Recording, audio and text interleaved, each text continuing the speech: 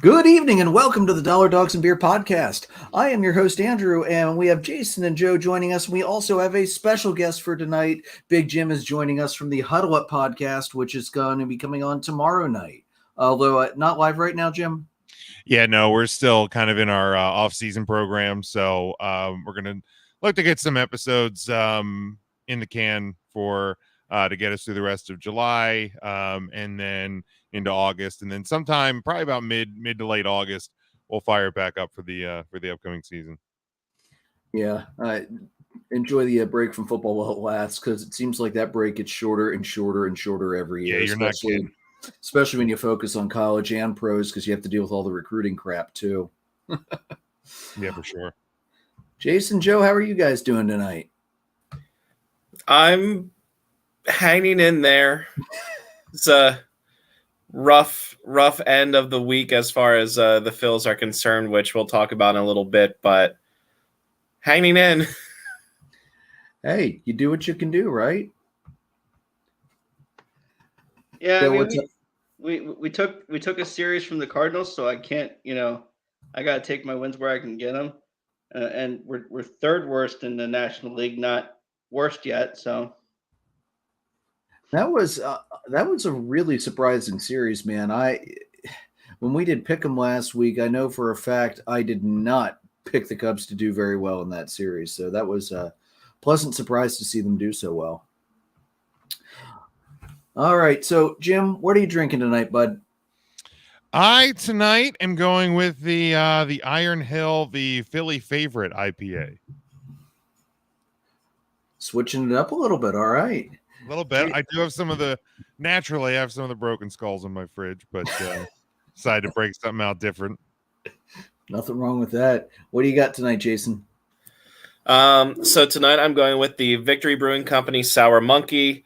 Had a good victory with a series over the weekend, but I'm still very sour about the result of Harper being out for quite some time. So Sour Monkey just seems to be the right choice for tonight. And it's delicious too. Nothing wrong with that. Joe, what about you? Rocking the Jack and Mountain Dew tonight. I gotta take my victories where I can get them, and the beer hasn't been lucky for me, so. I'm not sure Jack Daniels has ever been lucky for anybody, but hey, what do I know? No. And for me tonight, from New Trail Brewing Company, one of my a brewing company I've become rapidly immersed with. One of my wife's family friends, her husband, I believe, sells for New Trail now, and this is one he recommended, the Blackberry Lemonade. Jason, this is one you should definitely pick up and try. A little bit sour, a little bit sweet, very, very, very smooth going down. All right, so Jim, we went over our All-Star ballots last week. Is there anybody you're feeling particularly strong that you think should be on the ballot for this year? Or I gave you the blank template, but if you don't feel like going the whole way through it, that's fine. Yeah, I mean, you're looking over it. I think the fan voting is doing a pretty good job across the board. There's nothing to me that was like glaringly different, or anybody that I necessarily would have thrown in that the like the fan voting isn't at or near the top. And I think you guys were pretty solid across the board with what you guys put down last week. Awesome. Who did you think from the Orioles who do you think is going to sneak in from, because everybody's going to get a rep. So who's your pick for the Orioles? Really, if I'm looking at it, I think Hayes has come on strong as of late. And it's tough because obviously you're a team that isn't like, there's no stars on the team. I think Mullins would have a shot as well. But to me, my pick would probably be Hayes. Yeah, good pick. I think Hayes got a lot of support from all of us last week, as if he's not a starter, he should definitely be one of the bench guys and probably be one of the first substitutions in. All right, so moving on. Sorry, I had the wrong sheet of my page pulled up. Sorry. Yeah, I know. Professional podcasters, right? So, Joe, you wanted to touch on that pretty intense brawl we had over the weekend between the Angels and the Mariners. This, normally baseball brawls, just a little bit of pushing and shoving. People shout a couple things, but we had some legit punches thrown this time. You want to break that down for us? Sure. Yeah. I think what's important with this one is 9 days prior to this series, Upton was hit by the Angels when they played them the week before.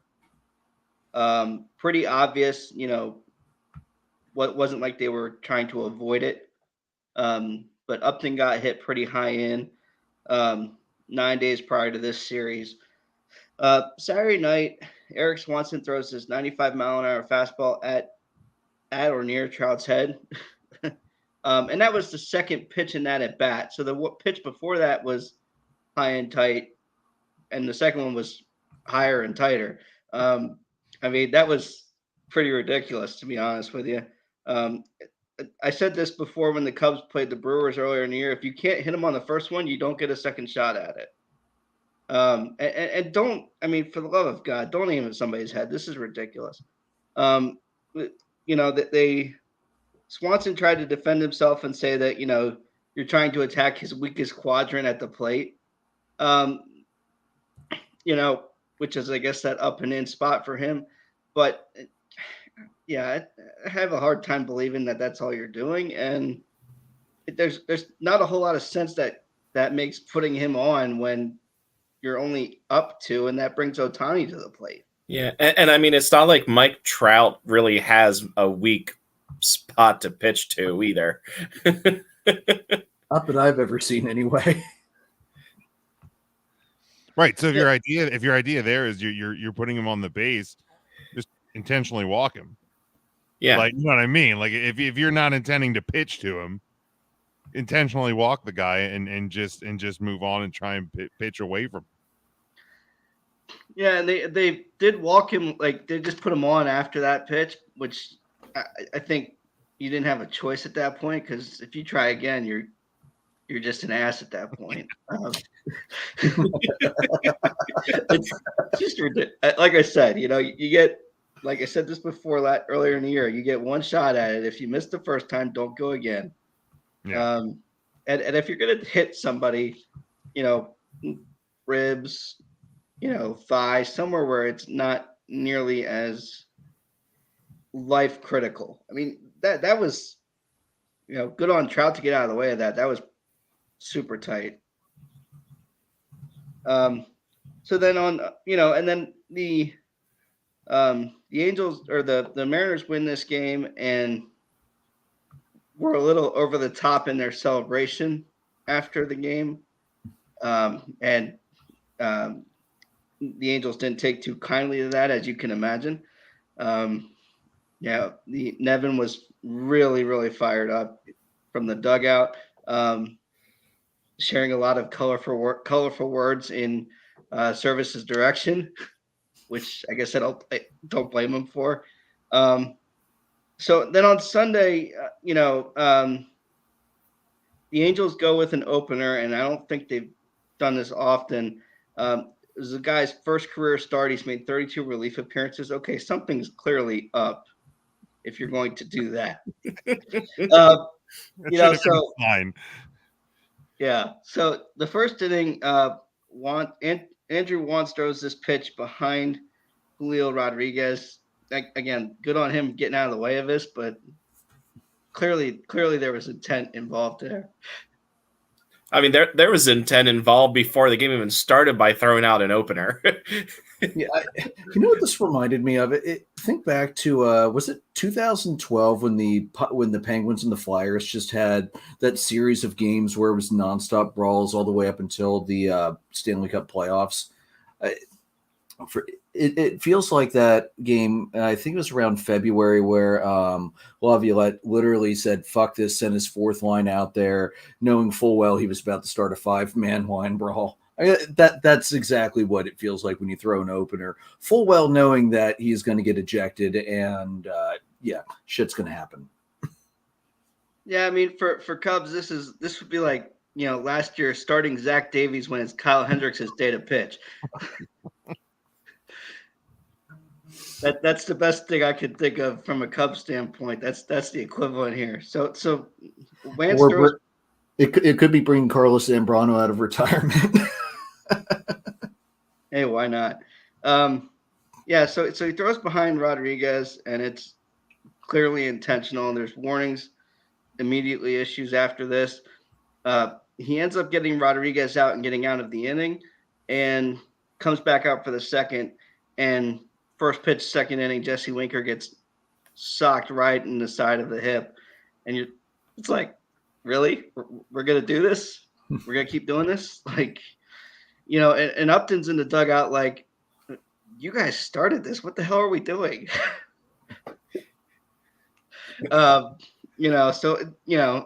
Winker, is chirping and gesturing toward the dugout, makes his way toward the dugout. Bunch of punches thrown. This was like, a good hockey style fight. This was quite impressive. Ryan Tepera, I think, went over the top and hit Winker in the back, and then like 10 seconds later, Winker is on top of him, and it's like, okay, just have at it. I was waiting for the safety netting to be torn down from this, because you can see in the video they are up against the pole on the bottom that's holding the netting there, and you just see it flexing. I'm like, I was just waiting for that to snap and the netting come down and everything. And a video was released on Twitter later today. Somebody took a video from right behind that netting in the first row, and I really am surprised that netting held.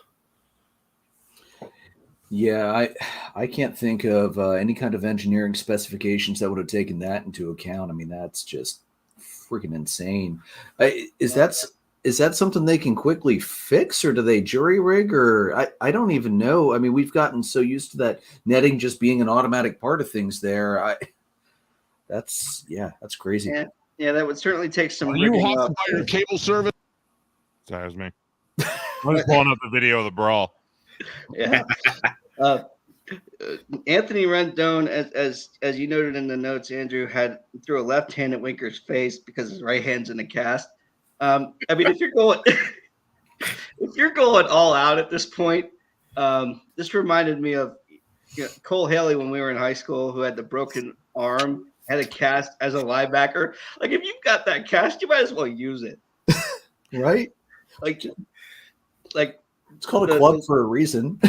Yeah, I mean, if you're out there and you got the weapon, go for it. Yeah. So, Winker flips the bird at the fans with both hands, and he apologized for that after the game. That was the only thing he was really sorry about, and I don't necessarily blame him, knowing all the backstory now on this. As fans, they're spending their hard-earned money to come watch us play a game, and they didn't deserve that. So, Service, Winker, Rodriguez, and J.P. Crawford were ejected for the Mariners.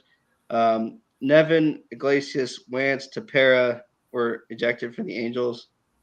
I don't know. They should have probably gotten rid of Wance as soon as he threw behind Rodriguez at that point. I think that's, clearly there was intent there, and clearly it was like, okay, let's get this under control before it gets out of hand. Or better question, why the hell wasn't he immediately tossed the moment he hit Winker? Mm-hmm. Warnings were issued.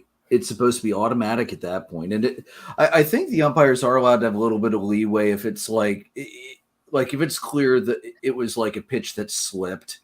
But there was no way in hell that pitch slipped. That was let me put you this way. I think Ray Charles could have seen that one, that was intentional.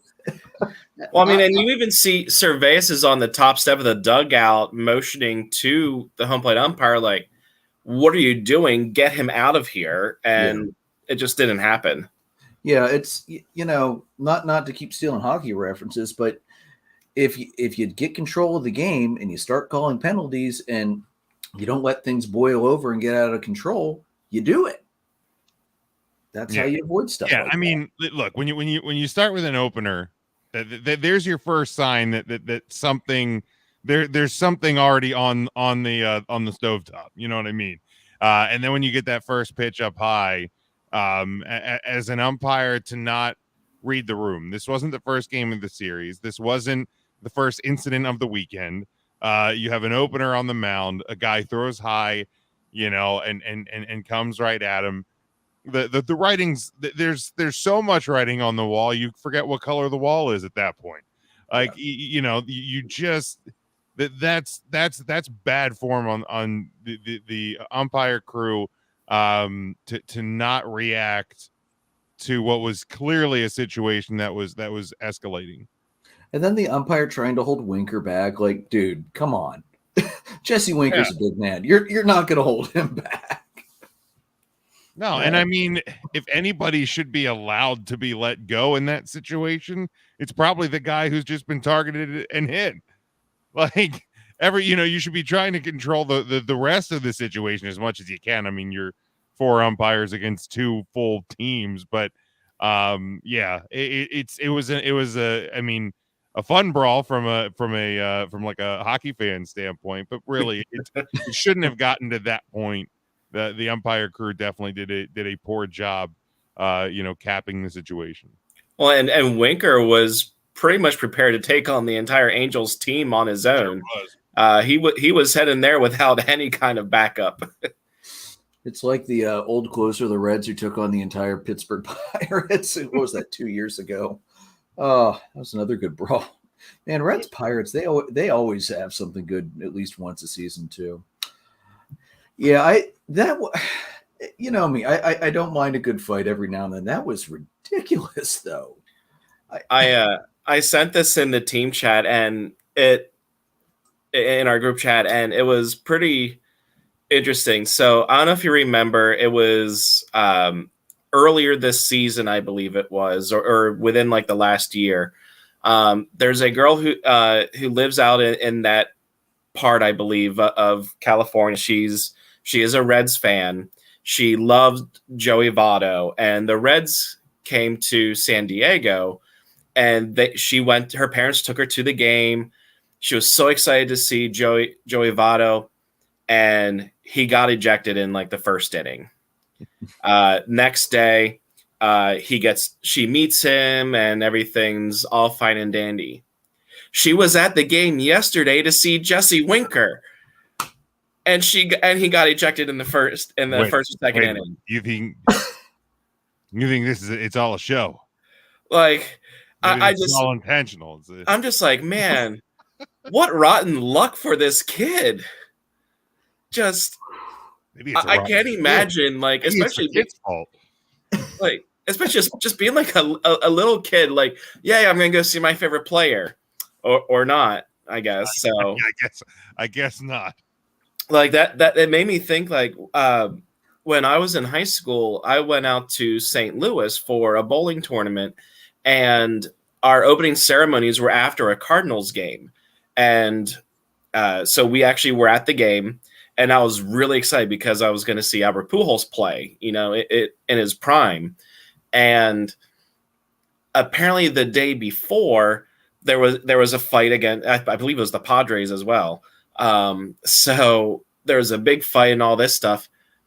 Very first inning, Pujols gets hit. He charges the mound, and Pujols got ejected. Like, I was just sitting there, just like, why? I paid all. This is dumb. So I definitely feel for that girl, and she's had some not so good luck, but it looked like she ended up getting a ball signed by Jesse Winker with a note on it at some point during the game. Well, the nice thing for her is at least you could see Winker play again at some point, because it's interdivision now, so it's not like she has to wait for the Reds to come into town like she used to. You want to meet a ball player? Go to a game where they get ejected, get viral on social media, and there you go. Somehow I don't think that trick's going to work for adults like us, though. That's true. Probably not. As much as we might wish, yeah, that's not going to happen. But yeah, wow, that's Brawl of the Year so far, and it's not even close.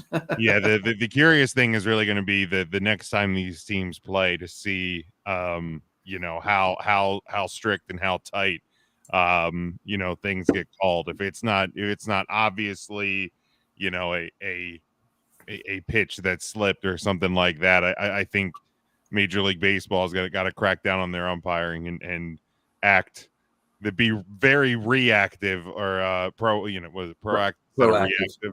Yeah, very proactive with capping the situation.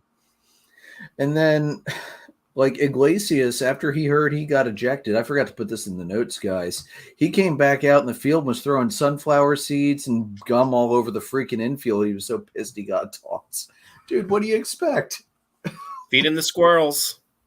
Well, and to me, in a situation like that, if you're going to disrespect the playing surface, I think Major League Baseball should step in there and do, a one gamer or something like that, just as a message to everybody else that, if you get into one of these situations, once, cooler heads start to prevail, just let it ride and don't keep up the antics. Yeah, obviously suspensions have not yet been announced. I checked earlier today. Nothing yet from MLB, which is a little surprising that they haven't at least acknowledged it. MLB, get on it. The Orioles play the Mariners this next 3 games. I didn't even think about that. My guess is I'm thinking biggest suspension has to go to Wentz. I mean, he's the one who started it. He hit the guy. He almost hit another guy. He's got to get the biggest. Winker's going to get a big one too for charging the entire dugout. Should Nevin get one for putting Wentz on the mound? I think he will. I don't think Cervais is going to get anything extra, but I think Nevin will get something extra. I hope Iglesias gets a little bit of something just because. Seriously, dude, sunflower seeds. Yeah, I mean, it was an impressive shot putt. Like. I mean, he didn't just launch the sunflower seeds. He took the container holding all the bags and shot putted it towards home plate. And not everybody could do that. No. So, yeah, we'll see where all this comes down. I don't know about Crawford and Tepera, and obviously the other reason being that they're probably still reviewing all the tape just to make sure they don't miss somebody who has earned a well-deserved suspension. Truth be told, I would not be surprised if Rendon's going to get a suspension to start when he comes off the IL next year. Frankly, he should. I mean, come on, dude. It's like a player coming off the bench at a hockey game to get involved in a scrum or a fight. That's kind of an automatic. Yeah, I think mention there, isn't it? Yeah. Automatic 10 game, I believe. I haven't seen that happen since the Islanders and the Penguins. I can't remember what year that was, but it was something like a 9-2 Islanders victory, and I think there were like 5 players left from either team on the bench by the end. Yeah, something like that. Yeah, they've really cracked down on the third man in sort of stuff. Yeah, understandable. You hate to see players flying in off the bench. That's how people get unnecessarily hurt when you have sides that aren't even anymore.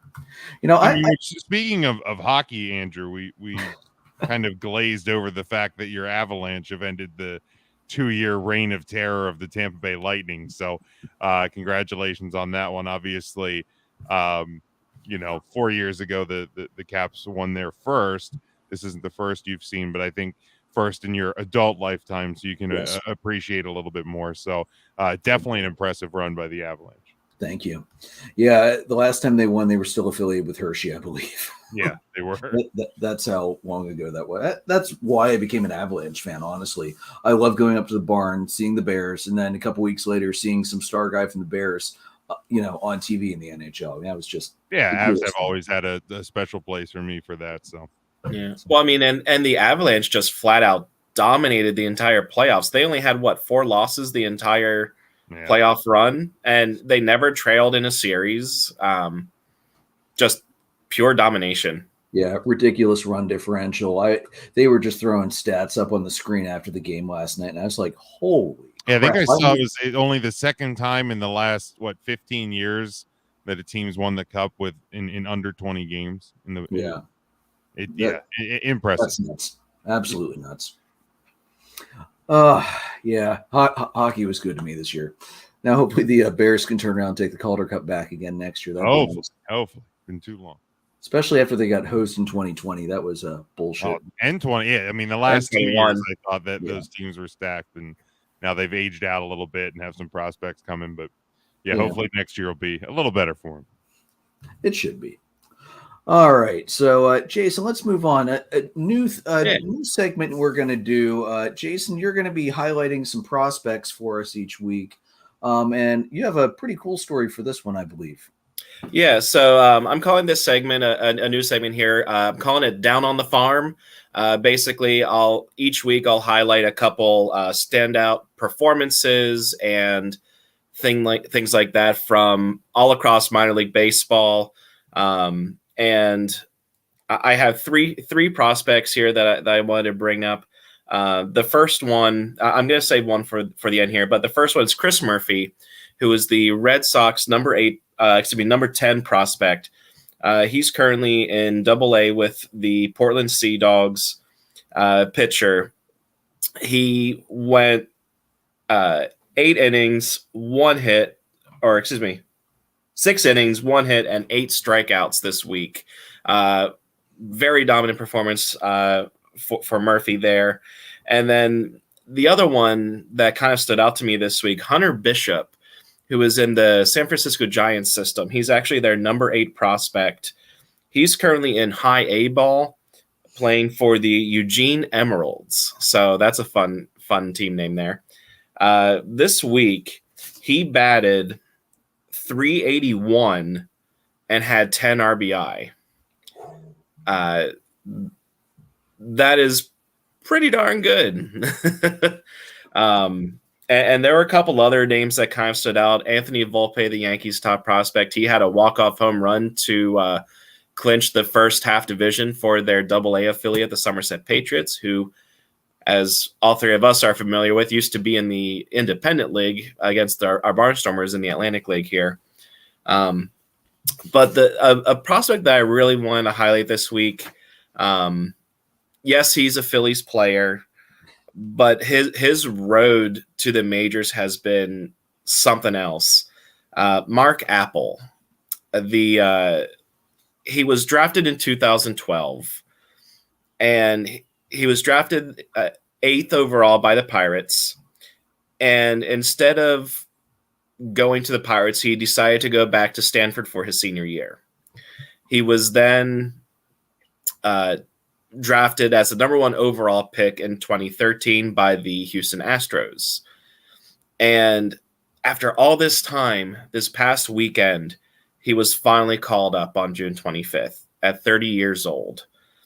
He did not get into the games this weekend, but basically Connor Brogdon in the bullpen was put on the COVID list.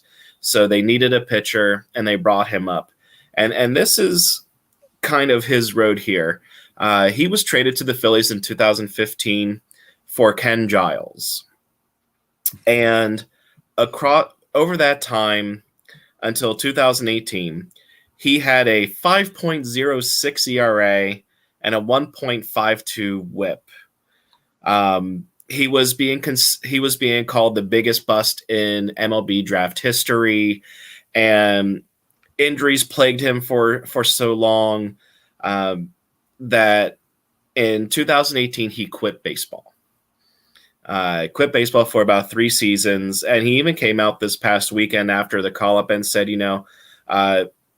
he battled depression in 2014, and he just was really excited to get back into it now. He did come back in 2021. And just to give you an idea, other players that were drafted in 2013, to kind of give you an idea of the careers that have been had, Chris Bryant was the number 2 overall pick. Tim Anderson was the number 17 pick. And Aaron Judge was the number 32 overall pick in that draft. So there were some studs in that draft, and Apple being number 1 overall and just had not panned out. Well, he did rejoin the Phil system in 2021, and in last year he went 3-6, had a 6.06 ERA, so struggling again. This year in AAA, he is 5-0 with a 1.61 ERA in 28 innings pitched. So great turnaround for Mark Apple. And it's really exciting that he finally was able to get that first call up. Even though he didn't pitch, he can say for certain that he was in the major leagues. So down on the farm this week, Mark Apple, congratulations on your call up, and hopefully there's many more victories to be had for you. That's freaking cool, man. Wow, hell of a journey. Yeah, really. Damn.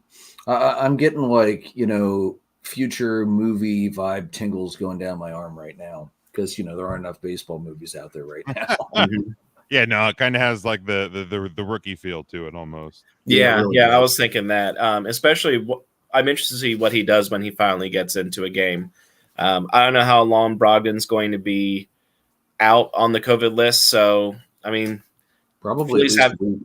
yeah, Phillies have an off day today, so it's very possible we'll see him over the next couple of days against the Braves. I'm okay with that. Yeah, I mean, especially if he strikes out the Braves batters, it'll be a good time. Good luck with that. Good luck with that. Atlanta killed the last rookie they faced. Another thing, the Red Sox prospect, Jason, I actually saw him earlier this year when I was at that Senators game on their home opener. Man, he throws smoke. And the sound of that ball hitting the catcher's mitt, it reminds me a lot of like Craig Kimbrell-esque, one of those high 90s guys just pumping heat. The Harrisburg Senators, let's face it, they're not a very good team this year, just kind of similar to the entire Nationals organization. They had absolutely no answer for him. I think he gave up 2 or 3 hits total, maybe a couple walks here and there. The Senators didn't score a run until he was long out of the game and the bullpen was in. So I can tell you from experience, actually watching him, he's going to be a big guy for the Red Sox when they eventually bring him up. Yeah, and it was very tempting to, if not for Mark Apple, I probably would have even looked at Andrew Painter and Mick Abel in the Phil systems, because those two guys are on the same team right now, and they are just killing it. But and that's the nice thing about this new segment, Jason. Any given week, you're going to have way too many prospects to pick from. So this should be a really fun experiment for you this summer to, Yeah, I'll probably end up picking 1 or 2 hitters and one or 2 pitchers just to kind of get some variety. But we'll be going across all levels. So today we had AAA to the majors, we had AA, and we also had high single A. So I'll be getting a nice variety of everybody here, so we can start really looking at the future of the sport. I love it. All right. So, we didn't have enough craziness this weekend, just with the Mariners and the Angels. The Astros went up to New York to face the Yankees. And on Saturday, they no-hit the Yankees. It was a combined no-hitter. It wasn't solo. It was Christian Javier, Hector Neris, and I never thought I would ever see Hector Neris' name next to a combined no-hitter. And then Ryan Presley. And Jason, just so you know, Neris did almost blow the no-hitter. He walked, I think, 2 guys the inning he was in there. So some things never change. Javier in that game, he threw smoke. 13 strikeouts in 7 innings. Dusty did pull him. He was at 115 pitches. Understandable. You have 2 innings to go. That's too high of a count to let that try and run. That was the 14th no-hitter in Astros history, the most by any franchise since the Astros began play in 1962. I don't know who owns the all-time no-hitter record for franchises. I did not decide to delve that deep into the history of baseball this weekend. I was a little busy.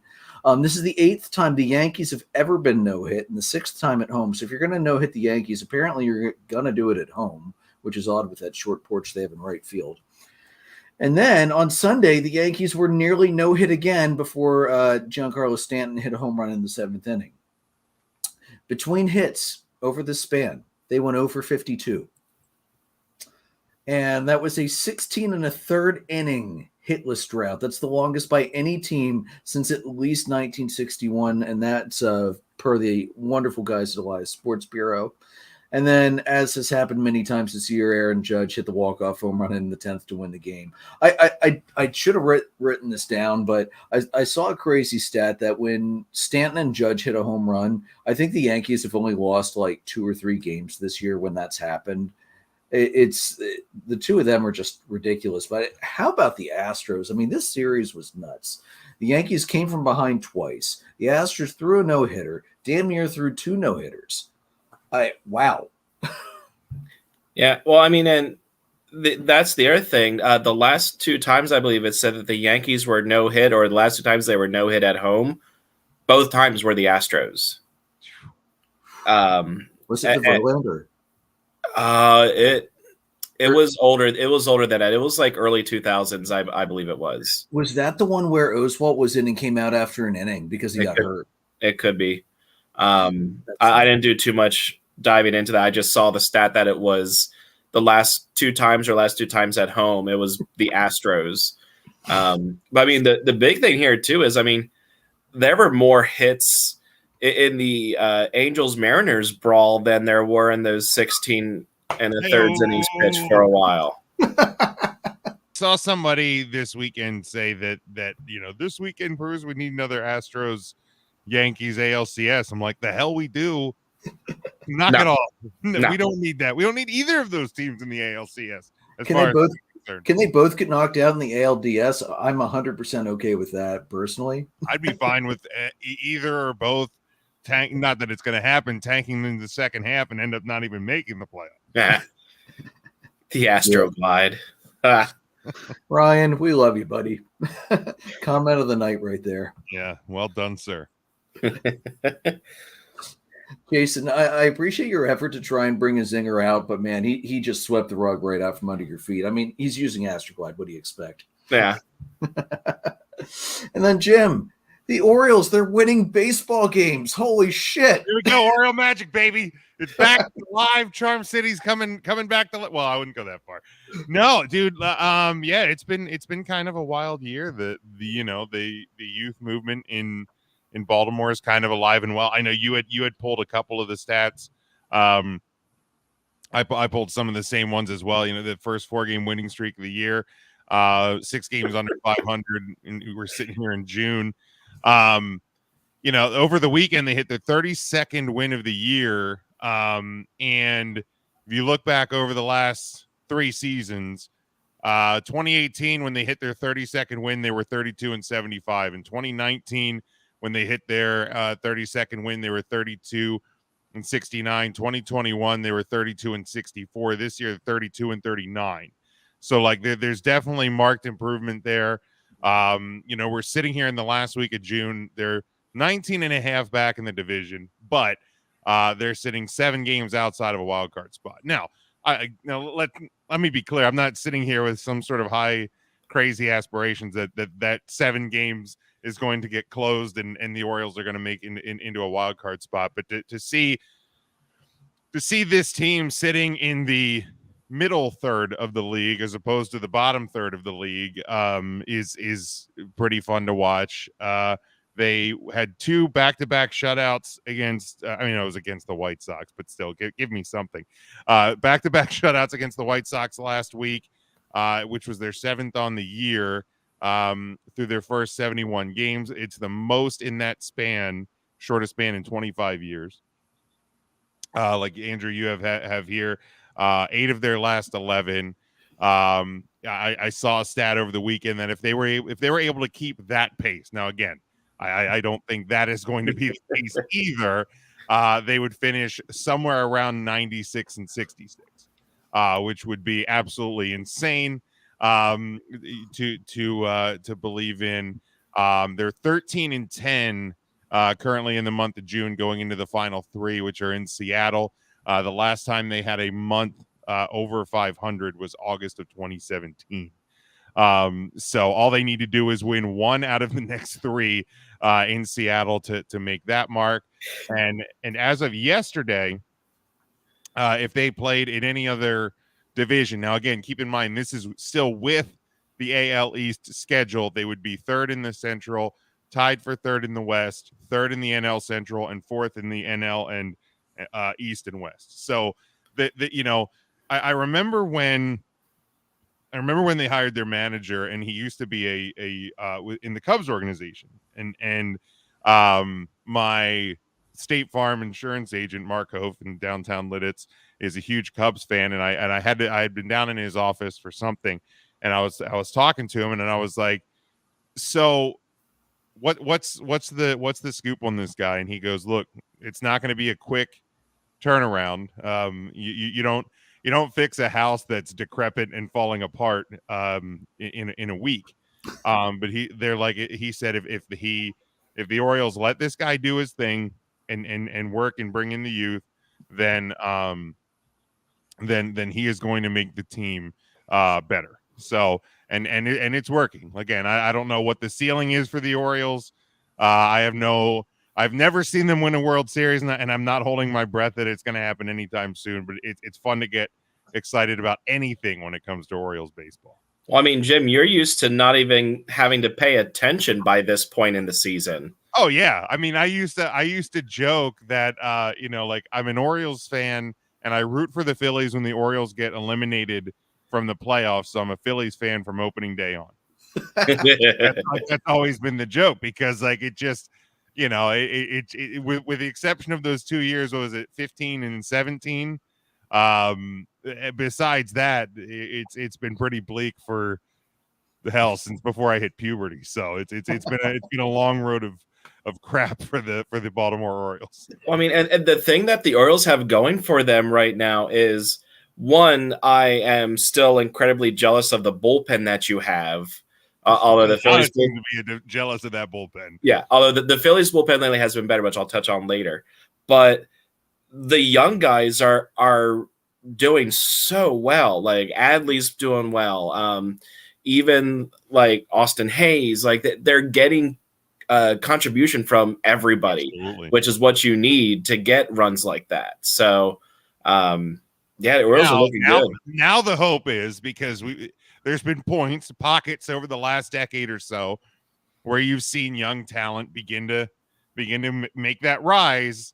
Do you actually let them stay in Baltimore, or do you move them? And that's the trepidatious side of me that's just waiting for them to trade Hayes and to trade Rutschman and all these guys. And it would be a real shame, because I think they're actually, is potential for this team. We've seen the Blue Jays make noise in this division. We've obviously seen the Rays make noise in this division. We've seen other teams throughout baseball that have come up, and even if it's for a year or two, they make a run at the World Series, sometimes win a World Series. Again, I don't have this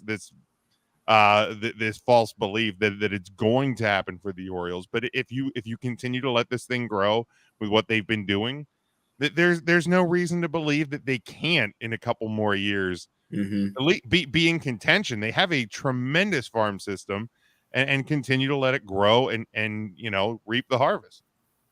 Yeah, I think the thing with the Orioles is they've been playing well against their own division, and that division to me is the hardest and the deepest in all of baseball. And our follower and listener Jason, he kind of let us know, the Red Sox were 19-4 so far within this month.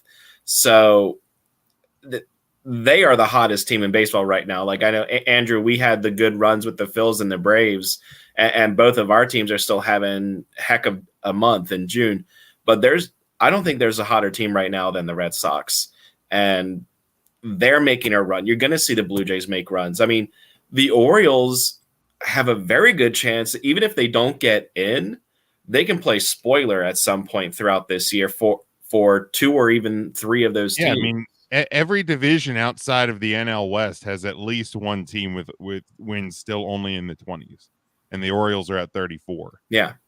And that, again, that's playing within that schedule. You put the Orioles in the Central, God only knows, that they could be better, or the AL West or whatever, that you get amongst competition that's not as great as yours, they could potentially be sitting near the top of the division, on top of a division, and certainly higher in the wild card if you're playing a different set.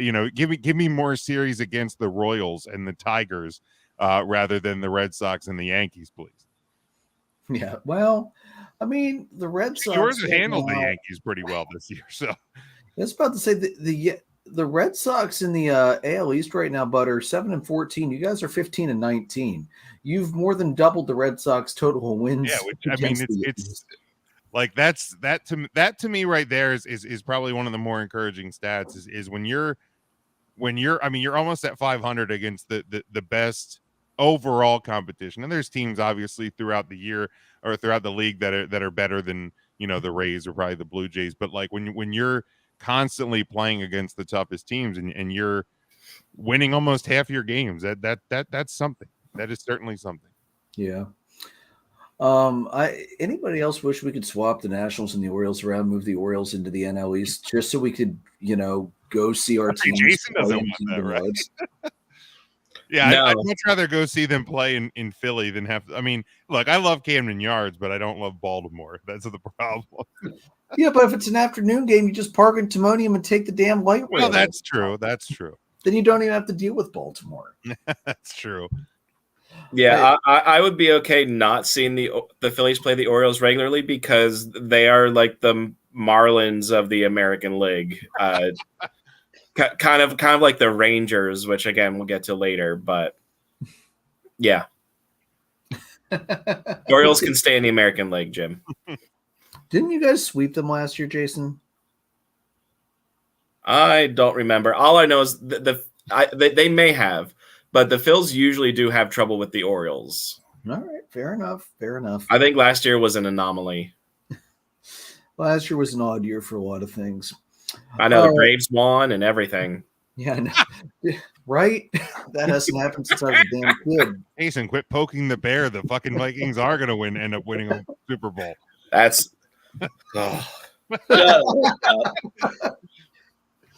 Wouldn't that be a hell of a funny thing if the Vikings win a damn Super Bowl before the Cowboys get to 7? I just stop tempting fate. Like, just stop it. Let it be. Do we play again this year, or did the Vikings and Cowboys miss each other? I think they play this I year. think they do. Yeah, I think it's. Let me double check because I think it's the East and the North play each other this year. Oh, good. We can beat up on the Eagles. Love that. Let's see here. Schedule. Cowboys. No, I was wrong. Oh, wait, where is it? Oh. Nope. November 20th. There it is. Nice. Wow, they play 4 straight against the. They have the Lions in week 7, the Bears in week 8, then they have a bye, then they have the Packers in week 10, and the Vikings in week 11. Nice. Let's be fair. They have 3 bye weeks there. Oh, that's true. That is true. I don't know, man. Definitely with the Bears, and maybe with the Lions too. Well, I mean, Dallas needed both of the last 2 years. They needed come from behind victories to beat the Vikings, didn't they? Yeah, something like that. And it's at Minnesota, so I'll say I'm pretty sure neither game was even a Dak Prescott game. It was Andy Dalton, and then we had who was the guy that played last year? Cooper Rush? Was it Cooper? Yeah. I think it was Cooper Rush last year. Good Lord. Yeah. Yeah, the Vikings defense totally fell apart in that one. Yeah, that was Jim, you probably remember it on Twitter, me going from absolute ecstatic joy to yeah, okay, so it's just going to be this fucking shit it's again, just over. and It's again, just over. and again, Yeah. and again. Yeah. Yep, absolutely. Well, what do you think, Joe? Chicago Bears, Jimmy Garoppolo. What do you think, man? I don't know. I doubt it. The last thing the Bears should be doing is changing quarterback. Again. Quarterback's fine. It's everything else with the Bears that's the problem. I mean, Christ, they've had 45 quarterbacks since 1983. I mean, good Lord, man.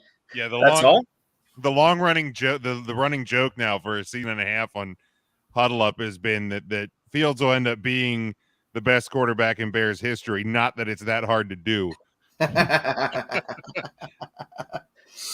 Oh man. Well, I guess we're starting football talk early this evening, gentlemen. Gotta knock the rust off, man. I gotta fire up the bus in a month and a half. Yeah, right. Oh man, I just I can accept the fact that the Vikings will not beat the Packers for the division this year. Could they at least look better than they did last year? I am so tired of watching that defense, which was supposed to be freaking Mike Zimmer's forte, fall apart late in games when Kirk Cousins wasn't actually playing bad. He was actually playing pretty decently last year, and the defense can't do diddly fucking squat. That's a problem. The fact that when you have a defensive head coach and your defense falls apart, that's usually a sign that it's over. Yeah. I like Zimmer, don't get me wrong. I really did. I thought he was a great hire when they hired him, but boy, at the end of that run, yeah, I mean, it's what was the quote I just heard? Every coach has a shelf life. Yeah.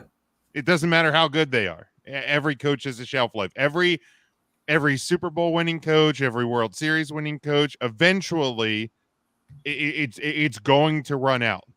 And you look at, going back to the hockey when Bruce Boudreau took over the Capitals and changed that organization, there was only so far they were going to get with him, and then the writing was on the wall, and it happens everywhere. No matter what, every great coach will eventually, Sean McVay will peak out with the Rams. Andy Reid will peak out with the Chiefs. It will inevitably happen everywhere. I mean, hell, Andy Reid did that once to the Eagles too. So I mean, there's history of this happening with him. I know Doug Peterson won their Super Bowl, but Andy Reid was the best coach in Eagles history. So, yeah. but again, even he had a shelf life. Yeah. Football. So let's see. T-minus how many months until Penn State starts to disappoint me? Yeah, I give it it's almost July. Yeah. So when do they play Ohio State? Yeah, it's a Notre Dame starts with. So that should be that'll be delightful. God damn it! A game where I can't even root for anybody. What the hell? What? Bring back the tie, please. Bring back the tie. Come on. Okay, one more. All right, Jason. If the Dolphins miss the playoffs, will Tua be bye-bye? I think it's too soon to get rid of him. If they miss the playoffs, I think it's too soon.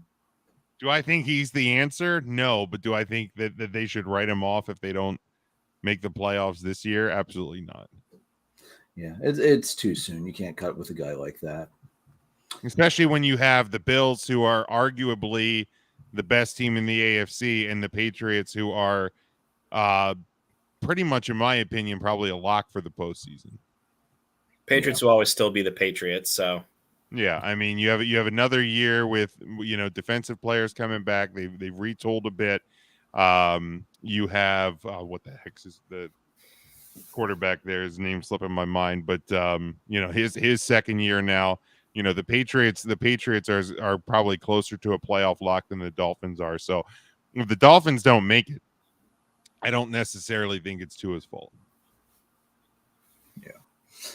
All right. So hopping back to baseball, since I think we're finally out of football questions for the time being. So Tony La Russa has been telling some of his guys to slow down. Actually, it's not Tony, it's the training staff. There are a couple guys, Tim Anderson, Jose Abreu, Luis Robert, Andrew Vaughn, and AJ Pollock. These are guys who have been hurt, and because they've had such a large number of players that have been injured, La Russa told reporters that these guys are playing under, quote, trainer instructions that if they make a routine out, they slow it down running to first. He said he wanted fans to understand the slower running isn't because of a lack of hustle. He wants the fans to understand they're not lazy, but their legs are important. Tony, why? You've never given two shits what the fans thought before now. You've thrown your own players under the bus in the last couple of years. What the hell? Hey, how bad is the training staff that they can't keep the players healthy running to first? Right. Like it just, what? Like I'm trying to think of a time I've like heard or like read a statement like as ludicrous as that. Like, what are you kidding me? Like, even like at league minimum, like these guys are getting paid adequately. We'll call it adequately, and you know, you need to look at your training staff. It's not the player's fault if you're having this many injury problems. Figure out a different training program. There's 30 other teams in the league that aren't having this issue. It's not it's not a hustling problem. I saw that and I was like, how does this man still have a job? Now, most managers will pull their guys for not hustling. Like, I know, like, I've seen the Phillies managers do it all throughout. Like, even going back to when Charlie Manuel benched Jimmy Rollins for not running out a ground ball to first. Snicker benched Acuna a few years ago for not running out a ball to first. And then he benched him again later in the year because he thought he hit a home run, pimped it, it hit the wall, and he ended up with a long single. Like, come on. Guys, we need to slow down running to first base because this is clearly the problem. Yeah. Good God. Because the training staff can't stretch you out enough. To be fair, the White Sox peaked in the beginning of June last year, so maybe he's trying to save up the energy. Yeah, well, that's true. Maybe they'll peak in mid-July this year with this strategy. I just every week or two, La Russa does something else that I'm like, I'm just going to ignore it. And then it's just so fucking ridiculous. I have to put it on the episode for the week. It's like every week or every other week now. How does this man still have a job? Yeah, it's insane. Like it's a legacy thing, right? Because he's an old legend. Like that's the only justification. Well, the other thing is, and you read Chicago writers, him and Reinsdorf are best friends, and Reinsdorf let him go when he had him the last time.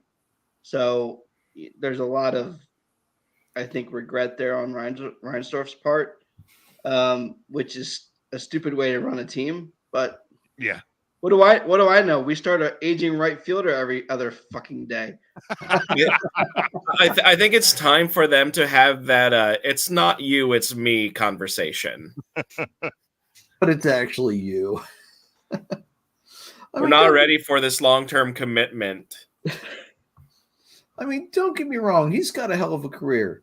2,855 wins. If I remember right, that's second all time, a .536 winning percentage. He's got, 3 World Series titles. He's won 6 pennants. So that's over 35 years. He had a hell of a peak. And he also had a damn good Cardinals team that he just could keep riding Albert Pujols until the end of time. Dude, you're out of touch with it now, man. That's the thing. I mean, it's similar to what we were saying with every coach as a shelf life. I mean, every great coach will get passed by the game. Yeah, you know, it's inevitably what used to work won't work anymore. Yeah, and I mean, that's what we're seeing here. I mean, and it goes back to what we talked about last month with Joe Girardi being fired. You can't let past accolades dictate who you bring in presently. La Russa has this great career, but when was the last time his teams made it to the World Series or won a championship? It's 2011. Yeah, so I mean, that's the same as Girardi. Girardi won the World Series in 2009. Like, that doesn't mean that he is a good manager now. So you can't just keep hanging on to the managers because of past accolades. You're going to pass on some young managers who can probably take you to the next level. Well, let's remember with Girardi too. Girardi hasn't been successful anywhere that's not called the New York Yankees. I get Miami. He was only there for a partial season. So I don't hold that against him. Nobody's going to look that good in a partial season. But he was with the Phillies for a decent enough chunk of time, and he was over 500 one time. And I mean, I get it. The Phillies hadn't been over 500 in a very long time, but he was the kind of guy they brought him in, and they were hoping he was going to get things jump started quite a bit quicker than he did, and he didn't. And guys, how long do you think the Tony La Russa circus is going to go? Like, how long is Reinsdorf going to be able to justify keeping him around? How long is his contract? I'll pull that up. Let me see here. I would say at least through the end of the year. Depending on the length of the contract, maybe. I mean, to be as loaded as they have been the last 2 years and to have nothing to show for it but an AL Central title at this point, it is an embarrassment for a guy as good as La Russa used to be. That's the disappointing thing here. I think if there's any length beyond this year, I wouldn't keep him. Mm-hmm. I certainly wouldn't either. Hold on. Where's that damn article? I just had it. Yeah. Now, if it gets really bad and I don't know if the White Sox fans even care anymore at this point. But like if the fan base gets loud enough, then maybe you make a change before the end of the year. Again, depending on the length of contract. But especially because the relationship between the two, that there's a huge part of me that would be probably really surprised to see him get moved in season. Yeah. I mean, we've seen it in other sports before. I mean, going back to the football world, the Jason Garrett situation in Dallas, he was never getting fired during a season, ever, because of the relationship that he had with Jerry Jones. It just wasn't going to happen. So I think that's kind of what you're seeing here with this. Is the ownership has a respect for the guy that he's not going to get rid of him in season. Let's see. It was a multi-year. Does it say how many years? I mean, they're only 5.5 back at this point, so they're not obviously not out of it. No. So that calculates into it too as well. But if you don't make a solid run in the playoffs this year, when you have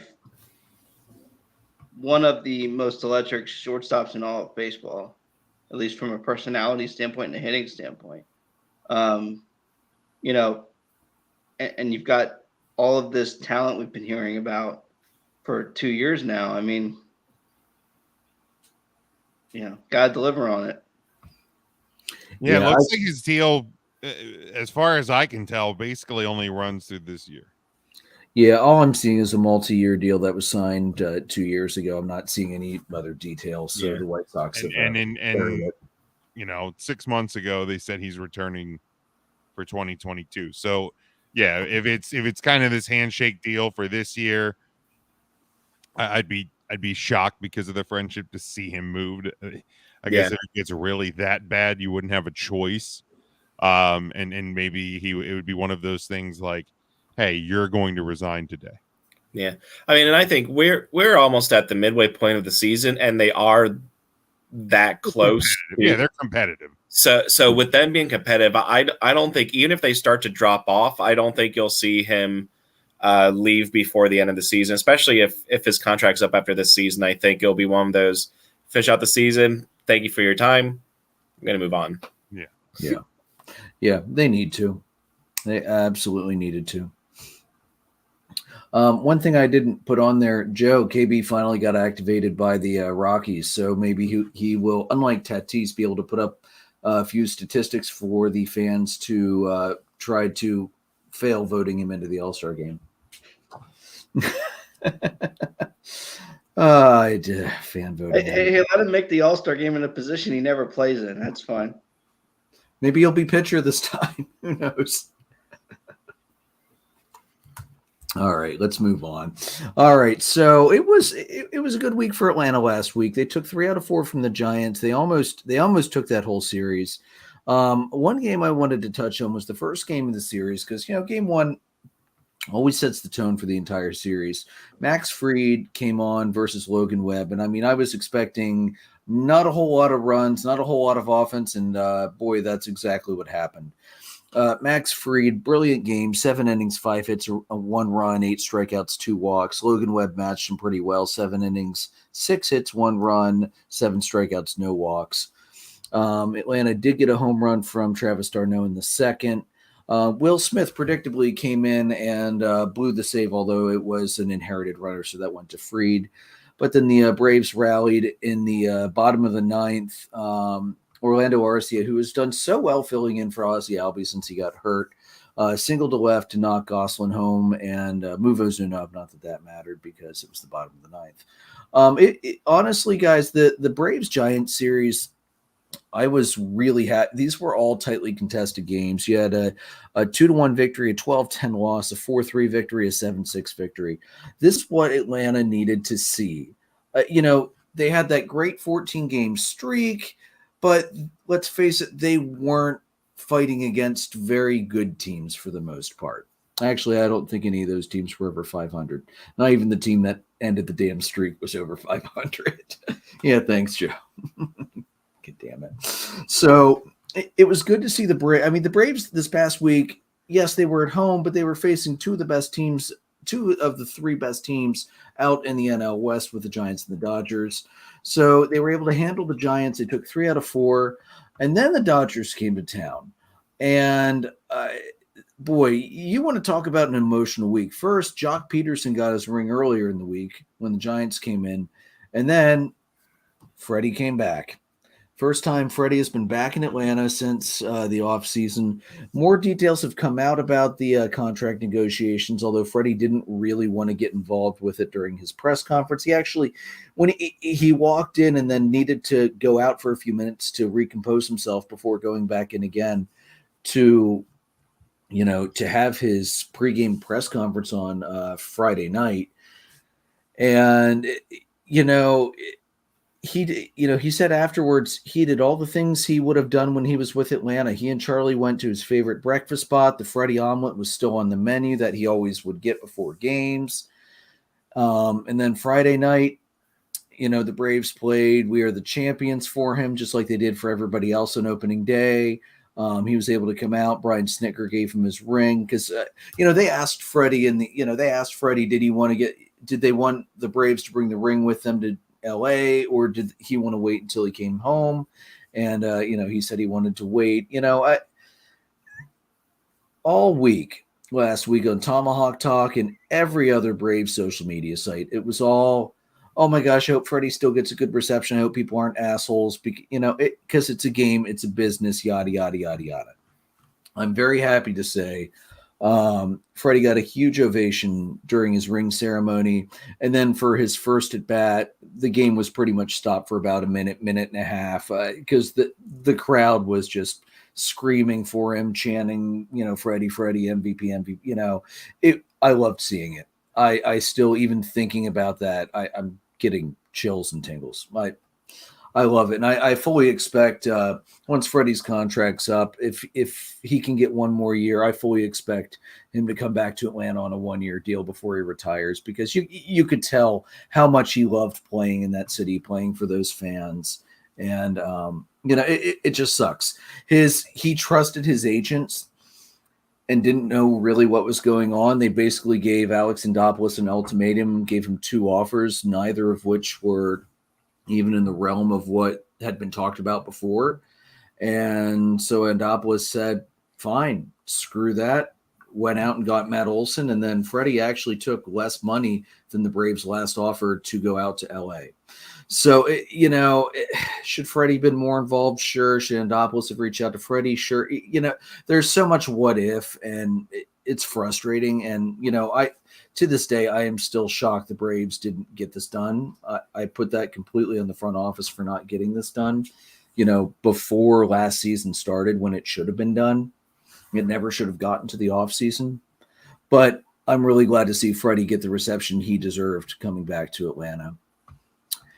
And then the game I wanted to focus on in this series was the second game, which was the only game that the Braves won. And ironically, Max Fried was pitching once again, because if you'll notice the trend here, I am firmly on the Max Fried should be in the consideration for Cy Young, and hopefully will be by the end of the year with the year he's having so far. Fried once again dominated the Dodgers, 6 2/3, 6 hits, 2 earned runs, a walk, 9 strikeouts.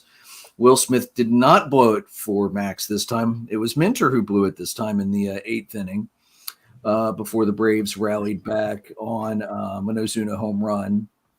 And then Kenley Jansen picked up his 20th save of the season. That had to be nice for Jansen, too, to pick up another save against his former team. So, unfortunately, the series didn't go Atlanta's way. They did drop 2 of 3. It was a 4-1 loss, a 5-3 loss, and a 5-3 victory. But again, there were no blowouts. They kept it tight against a fantastic Dodgers team. They took 3 out of 4 from a fantastic Giants team. Guys, I really have no complaints. I would have loved to have seen the Braves not blow that Dodger series, because that last game was an extra innings loss. But you know what? I can't complain with that week last week. No, they saw a solid week, especially after having that streak that they did against teams that aren't as good. This really kind of was a test for the Braves, and they absolutely passed it this week. Yeah, I was quite happy. Guys, anything else? Joe, Jim? I think the Braves did what they needed to do. It's about freaking time, too. All right. He says after a 14-game winning streak was snapped and only 2 losses. Well, but again, it was a 14-game winning streak against terrible teams. And then you lost 2 in a row, and then you had this week. I know. And you lost 2 in a row to a terrible Oh, it's team. about time they won 2 series after somebody's a little spoiled after winning the World Series last year. And a Stanley Cup and a wrestling title. Yeah. We know. We get it. Thank you. Well, it's been fun, everybody. All right, Joe, what about them Tell my Cubbies, agent, man? Tell me not to do this shit anymore. Joe, take it away. I'm going to shut up now. About time. Jesus. Man, the love I get on this show. Look, there's no way to sugarcoat this. This is a mixed bag of a week for the Cubs this week. They lost 3 or 4 to the Pirates. Game 1, they lose this one 12-1. Brubaker for Pittsburgh goes 6 innings, 5 hits, 5 strikeouts, no runs. Cruz made his debut for the Pirates in this game. 3 RBI double and an RBI single. So, hell of a debut, kid. Keep it up, man. The only offense in this game for the Cubs was a Ian Happ RBI single, who continues to rake, and trade value continues to go up. Jason, I'm looking at you, kid. The biggest thing too is, VR had his 6th error of the year on this one. This was the beginning of the downward trajectory for Jonathan VR. Thank God. Game 2, the 7-1 loss. Wisdom had a homer in this game. Swarmer went 4 innings, 5 hits, 5 runs. Not his best stuff, obviously. Just a terrible series. Game 3, the Cubs get a W. They win this one 14-5. It was 14-1 going into the 9th inning. So gotta make it look a little better, I guess.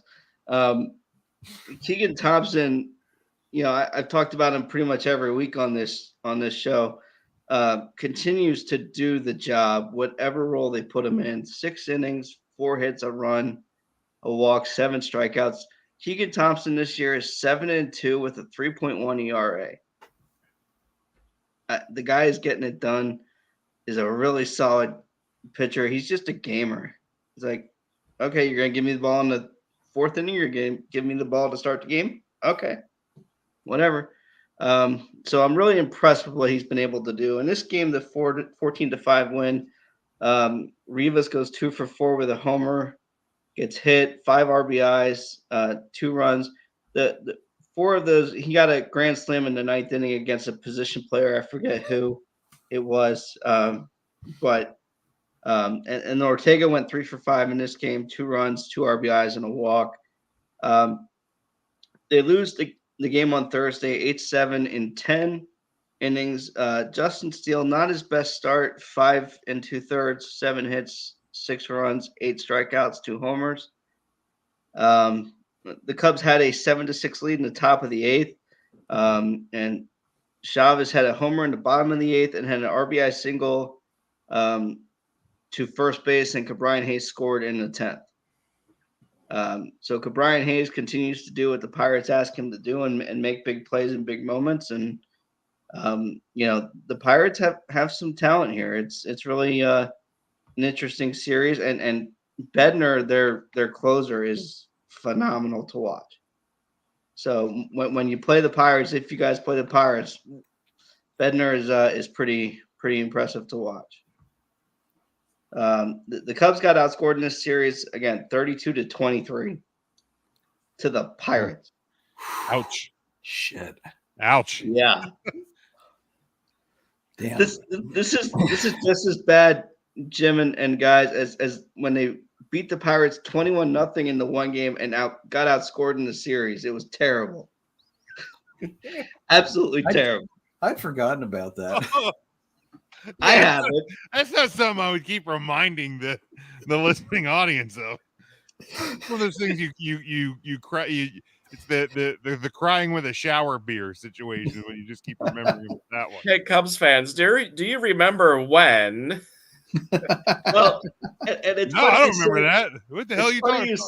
It's funny you say that, because in the middle of Cub games, the CHGO Cubs Twitter family, they if they have the Cubs have a lead, they go and they blow it. They go, "What was your favorite part of the Cubs 3-0 lead?" That's good. I mean, when you're bad enough for long enough, you just learn to have a sense of humor about how bad you are. Jim knows from experience. In so many sports. Yeah, you're not lying. Yeah, I mean, this is one of those things where Cub fans are just trying to roll with the punches on this one. When they traded away the entire quality of the team last year, and they said, well, we'll be competitive going forward. Okay, if this is competitive, yeah, sure. Competitive to what? And Ricketts doesn't give a shit, because they're DraftKings is opening their sports book at Wrigley Field here this year. So what does he care? What does he care? Exactly. So yeah, any thoughts on the Pirates before we get to the better part of this week? The position player was shortstop Diego Castillo, who now has a career ERA of 36. Yep. Still better. Anthony Rizzo still has a better ERA. And struck out Freddie Freeman. Hilariously too. Of course. Now, that was not the funniest moment I've seen, though, with a position player pitching.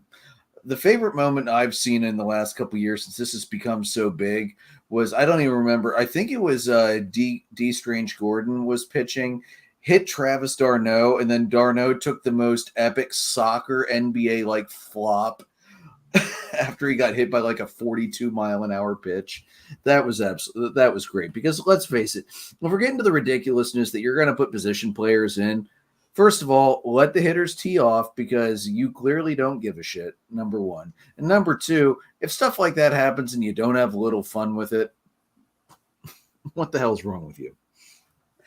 All I can say is d'Arnaud's flop was so good, LeBron watches it for practice. Yeah. Along with the entire U.S. men's national soccer team. Soccer in general. Well, yeah, that's so true.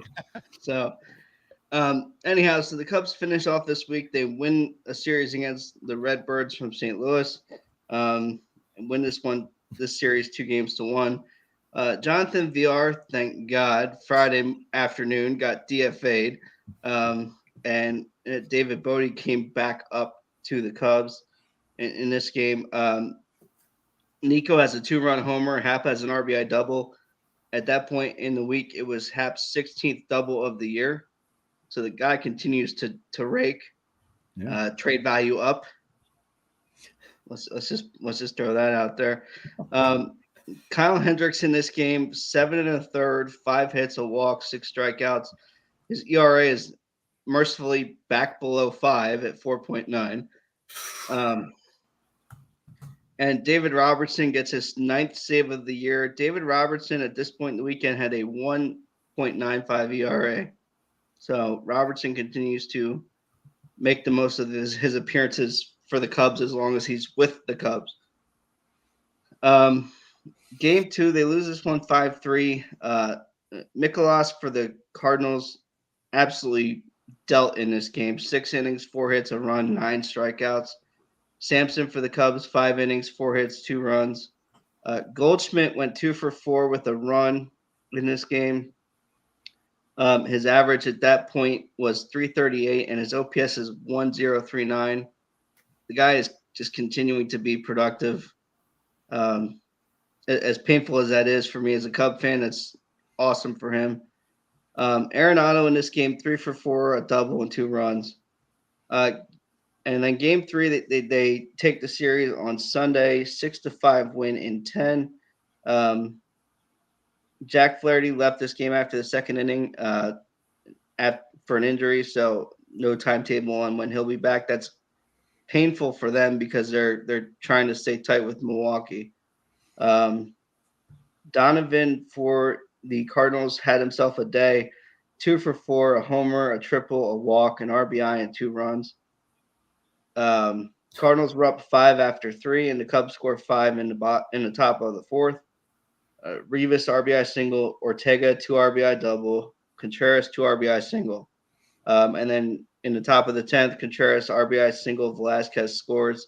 Robertson is 2-0 as far as wins go this year, and 1.86 ERA, trade value up. That's a note to you, Jason. Trust me, I wish I didn't need to look into the trade market for outfield, but I was talking about Roberts.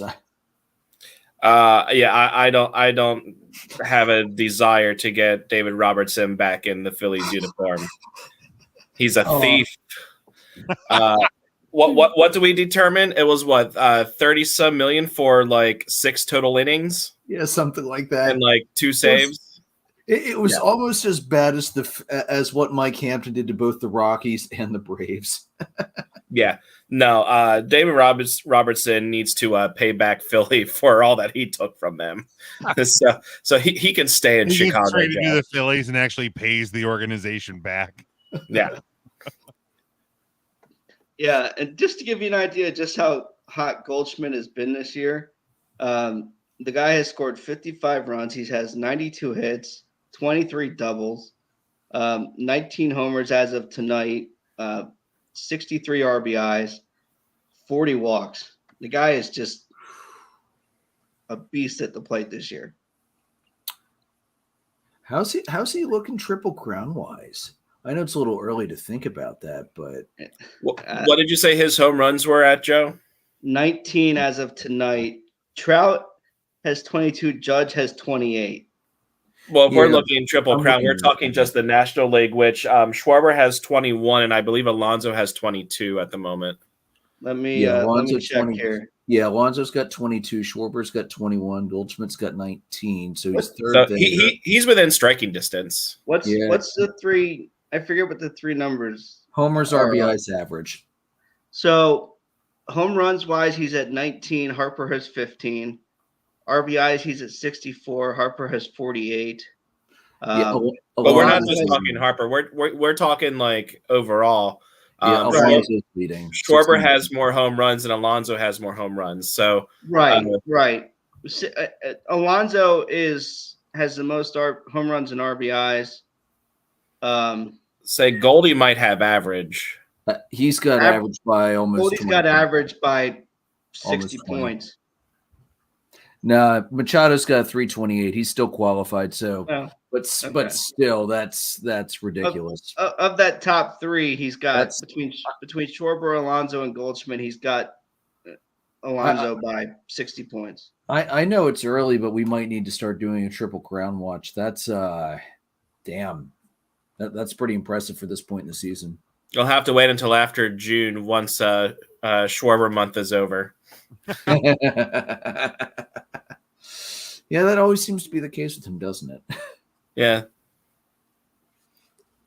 All right, Joe, is that it for the Cubs? I'm sorry, we sidetracked you and I lost track. Yeah, I mean that's the week for them. I'm hoping that Jason will put his good juju on Harper or Hayward being DFA'd. Well, I tried last week, right? That he needs to go. I have no problem with his defense. I really don't. But when you're hitting 215 and there's other guys coming up, this is a find out what you have kind of year, and he's taking valuable at bats from talent. So yeah, throw him in the ninth inning as a defensive replacement. Yeah, he does not need to be starting right now. Yeah. All right, Jason, how about them Phillies? So it was the best of times. It was the worst of times. We'll start with the Rangers series, which I think the Rangers series, which was a small 2-game set, I think it was kind of a look ahead series for the Phils because they did have the Padres later in the week for 4 games. Game 1, 7-0 loss for the Rangers. Lowe, Heim, Semien, and Calhoun had home runs. Kyle Gibson went 6 1/3, 7 hits, 3 earned runs. Perez went 6 innings, gave up 6 hits. And the kicker here, Jairus Familia, who should not be on the team, 1 1/3 innings pitched, 4 hits, 4 earned runs. So he's terrible. He just shouldn't be on the big league roster. Man, I remember when he was good. He was the Mets. He shouldn't be on any big league roster at this point. No. Good Lord. But I do remember when he was dominant for the Mets. Yeah, you didn't get that. Game 2 was a 4-2 loss, so they did lose both games this series. Kyle Schwarber continuing his tear in June. There was a tweet out that's basically like the calendar for the year goes January, February, March, April, May, Schwarber, July, August, September, October, November, December. That's if you look at his history, his career, he destroys it in June when the weather gets warmer.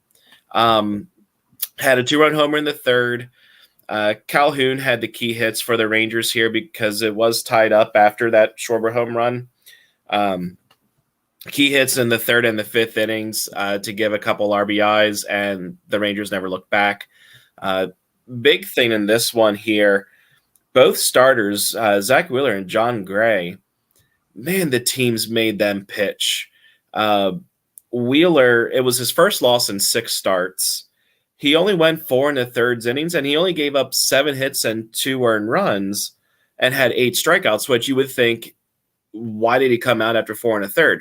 Well, it's because he threw 99 pitches in that 4 1/3. And the thing is, like, when I looked at that, I'm thinking, okay, did he have a lot of walks? Things that he only had 3 walks. So it was just a lot of foul pitches, a lot of just really working the counts a lot. And John Gray didn't even fare that much better. He went 5 2/3, so he didn't even get out of the 6th. 4 hits and 2 earned runs. He had 102 pitches. So both offenses really made the starters work in that game. Moving on to San Diego here. 4-game set. Couple quick highlights here. Game 1, 6-2 win for the Phils. Schwarber and Real Muto had home runs.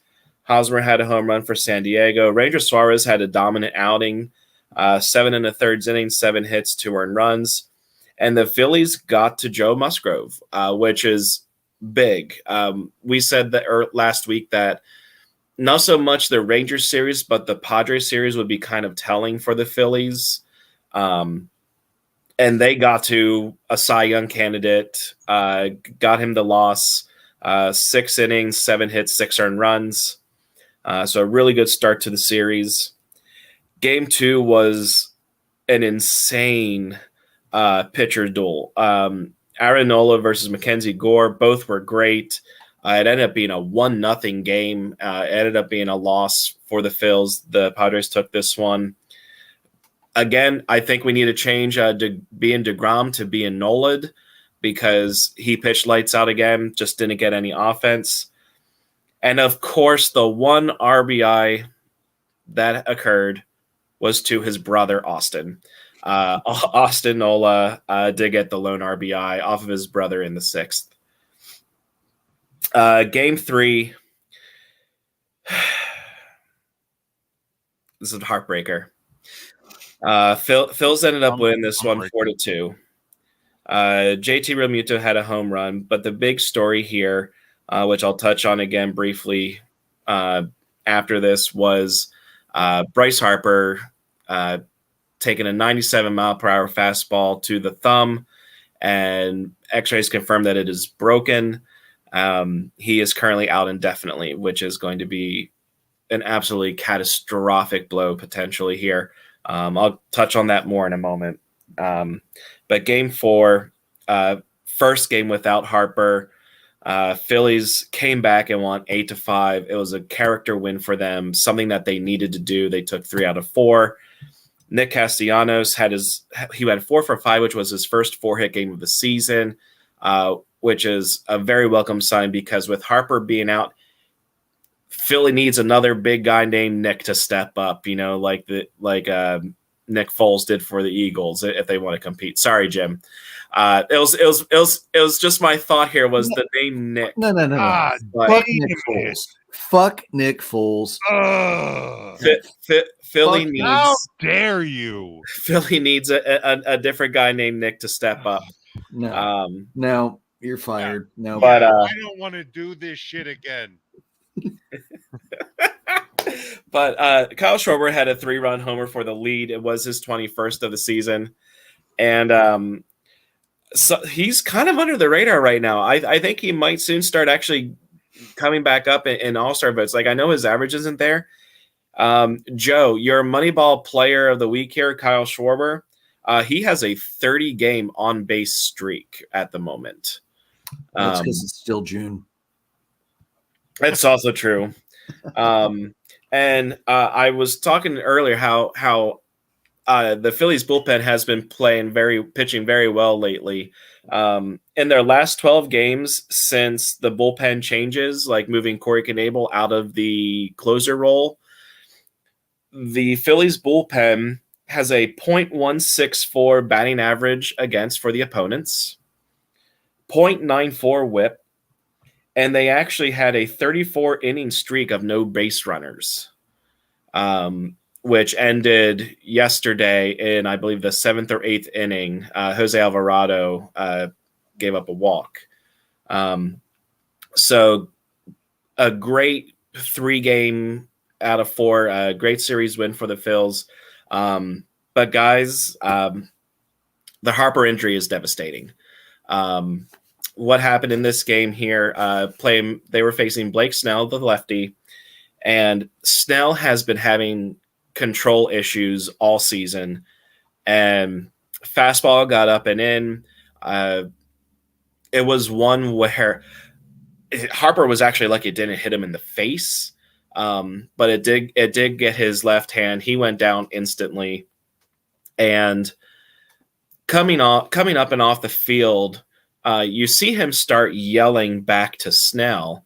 And I saw some people around social media kind of like going after Harper about this, saying like he's being selfish and things like that. And first of all, if you get smashed with a 97-mile-per-hour fastball that's going to end your season, you're not going to go, "Thank you, sir. May I have another?" First off, hit yourself in the thumb with a fucking hammer, hitting a nail into a board, and you get pissed off. That's nothing compared to a 97-mile. I dare anybody. There was that one person on Twitter that I saw was like going off about. I dare that person to go into the slowest batting cage at their local batting cage and take one to the hand. Just one. I'll even give you the palm. The slowest one, and tell me it doesn't hurt like an MFer. Are you kidding me? 100 miles an hour to your thumb? Piss off. Well, and then the other thing is, it came out that afterwards, like Harper wasn't even yelling bad things to Snell. he was actually yelling back to Snell, I I know you didn't try it. It's okay. Like, because Snell was apologizing from the mound, like saying, it's my bad, I'm sorry. Like, those two are friends. And Harper recognized that, and Harper even texted him after the game. You know, I mean, the guy was having another MVP caliber year. He was. I still think he'll be chosen to be an all-star. He should be chosen to be an all-star, especially because we're so late in voting right now that you can't let this injury mean that he's not an all-star. He should get selected, and then of course you're going to replace him because he can't play. But what's feels almost criminal to me is he's been on the Phillies for 3 to 4 years and has not gone to represent the team in an all-star game yet. You're kidding. How the hell is that possible? Well, he had the slower start last year that he turned on to win the MVP. And 2020 doesn't 2020. count. So that's insane. Yeah, he has not gone to represent this team in an all-star game yet, and he still won't. Like, he'll be an all-star. We can finally say that he'll be an all-star for the Phillies, but he's not going to get to play in the game. But guys, just to give you information on just how brutal this is, I mean, we already knew just how valuable he is to the team, being the reigning NL MVP, putting up those numbers again this year. In his last 162 games, he has 42 home runs, 55 doubles, 99 extra base hits, a slash line of 324, 420, 643, 1.063, and he has a 6.0 win probability added over the last 162 games. You can't replace that. And the thing here, and what's kind of giving me a little hope, a lot of it's going to depend on whether his thumb needs surgery or not.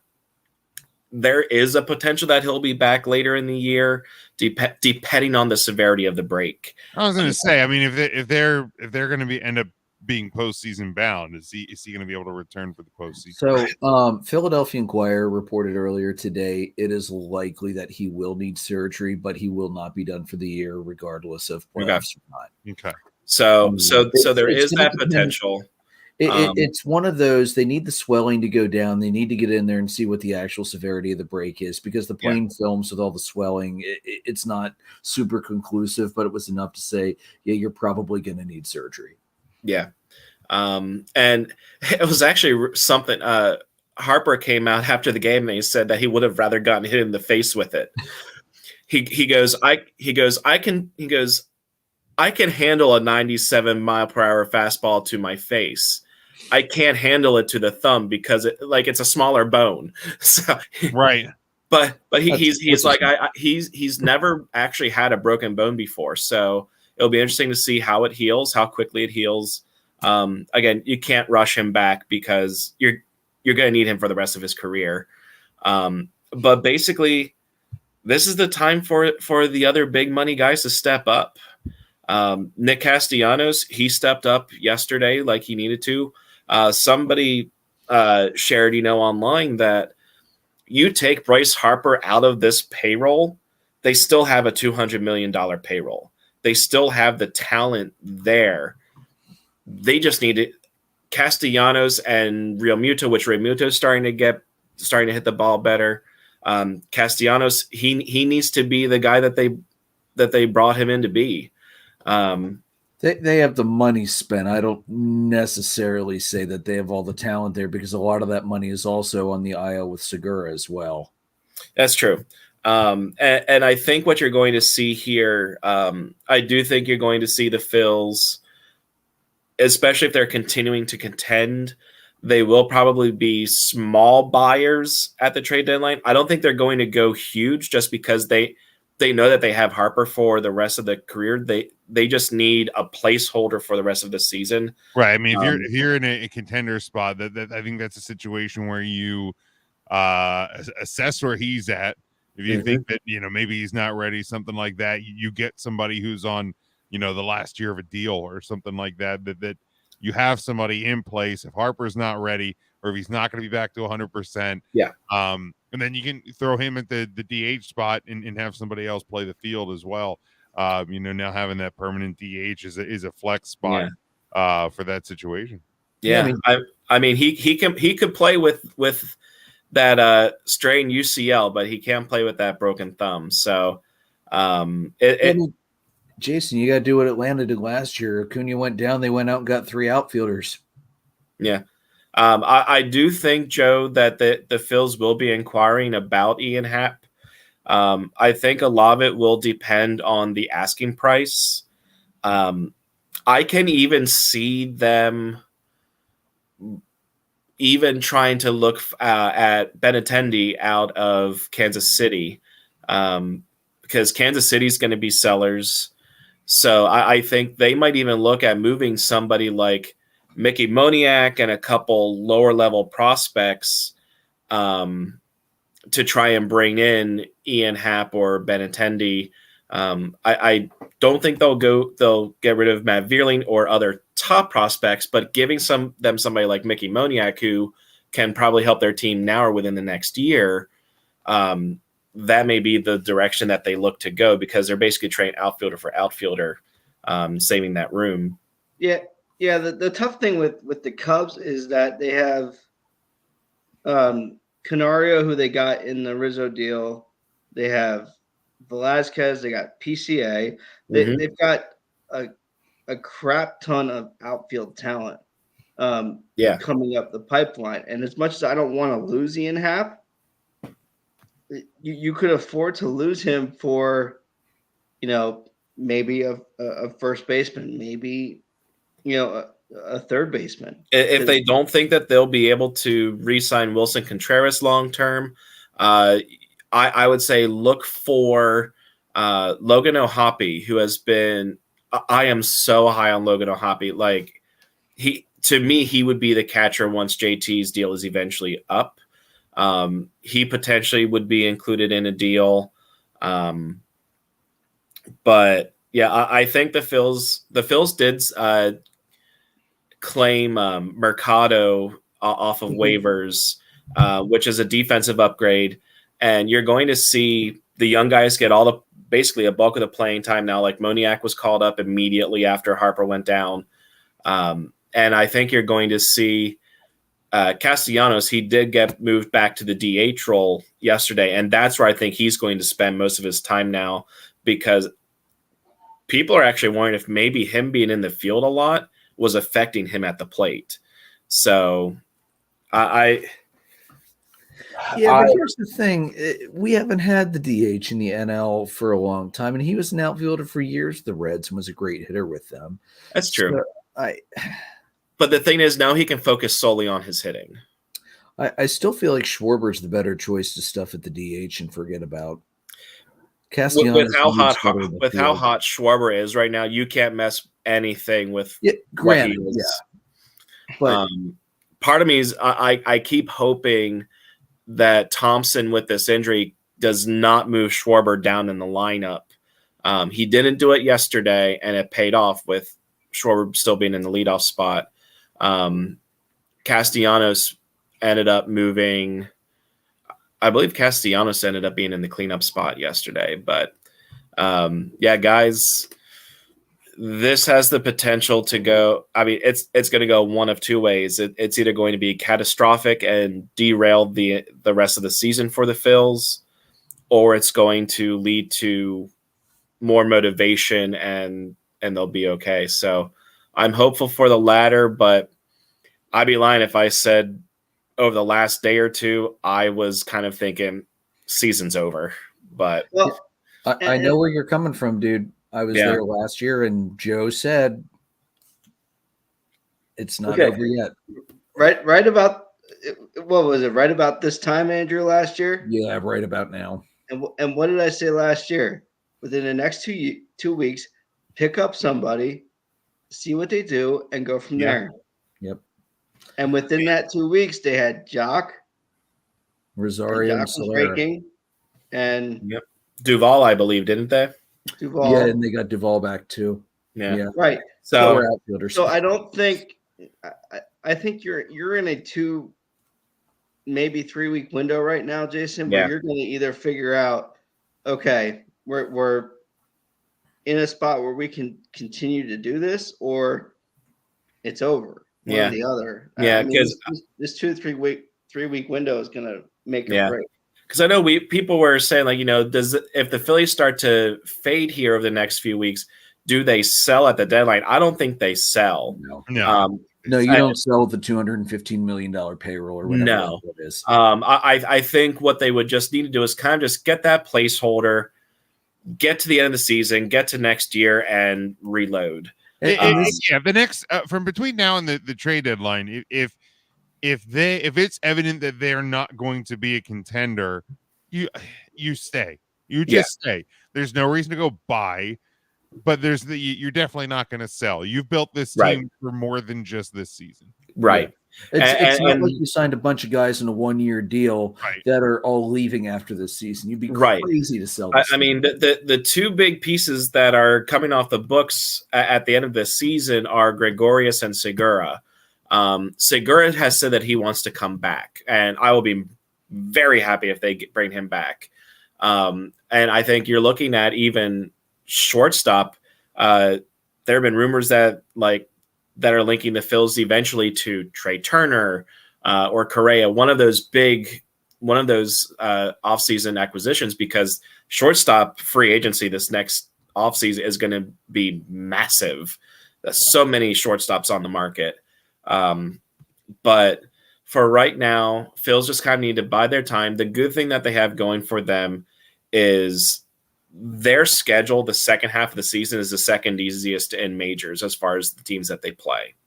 So, and they had the same easy schedule last year. No, it was switched. Okay. Yeah, it was inverted. Yeah. And here's the other thing, Jason. I think Benintendi's the guy that they're going to go after more than Happ, because Happ still has a year of arbitration after this. Yeah. So that's going to jack the Cubs' asking price up, and you don't need a 2-year outfielder. You need a 1-year outfielder. Yeah, and I believe Benintendi is a free agent to be. So he would be that placeholder. Get him in, let him help out the team. He gets on base. Joe, he's a Moneyball guy. Gets on base, has good average. He has plus fielding. So, which God knows you guys need. Yeah. But we'll have to see. But I would be lying if I said I wasn't on the edge of a cliff when I woke up Sunday morning and saw the news. Yeah, dude, I get it. All right, so let's move on to the hot players list. My list this week, I've got Isaac Paredes of the Tampa Bay Rays, a 579, 619, 1.474 slash line, 6 runs, 5 homers, 9 ribbies, 11 hits, 2 doubles, 1 walk, 2 strikeouts. I had Alejandro Kirk of the Blue Jays, 450, 522, 1.050 line, 5 runs, 4 homers, 9 RBIs, 9 singles, 3 walks, 2 strikeouts. Dansby Swanson of the Braves, who I am officially putting ahead of Trey Turner on my all-star ballot list, 387, 406, 807 line, 7 runs, 4 homers, 6 RBIs, 12 hits, a double. I had Freddie Freeman of the Dodgers, because of course I did. A 445, 33, 840 line, 6 runs, 2 homers, 11 RBIs, 11 hits, 2 doubles, a triple, 4 walks, 9 strikeouts. And then I also had Julio Rodriguez on here, 318, 400, 733, 8 runs, 3 homers, 5 RBIs, a stolen base, 7 hits, a double, 2 walks, 3 strikeouts, 1 beanball dodged. So that's my hot list this week, guys. Anybody else you guys want to add for the hitters? All right. Joe, who is your Moneyball player of the week? I've got 2 here. LeMahieu for the Yankees. Slash line for the week, 333, 520, 556. OPS of 1076. 2 runs, 6 hits, a double, a home run, 4 RBIs, 7 walks, and 4 strikeouts. And then Jesse Winker for the Mariners.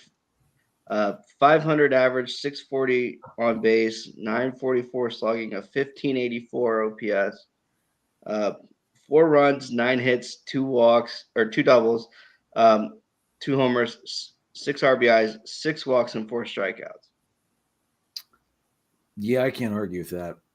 Also, 1 beanball received. Right. Not nice, I know.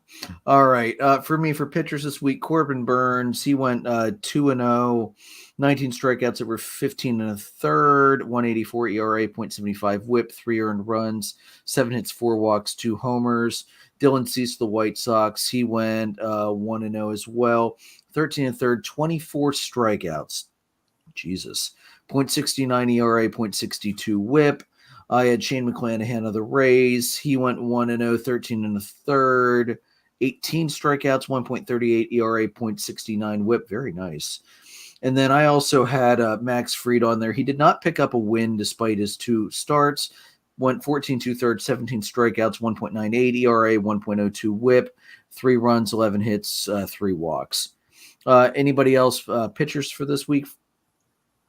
Not starters, a couple other bullpen guys. All right, hit the adulting reliever. Do it, Joe. I mean, there's a couple here. So I've got 3 of them for this week. So it was a good mix here. Emmanuel Clace for Cleveland, 2 for 2 in save opportunities. 2 innings, no hits, no runs, 3 strikeouts. Edwin Diaz for the Mets, 2 for 2, 2 and a third, 3 hits, no runs, 4 strikeouts, a 1.29 whip.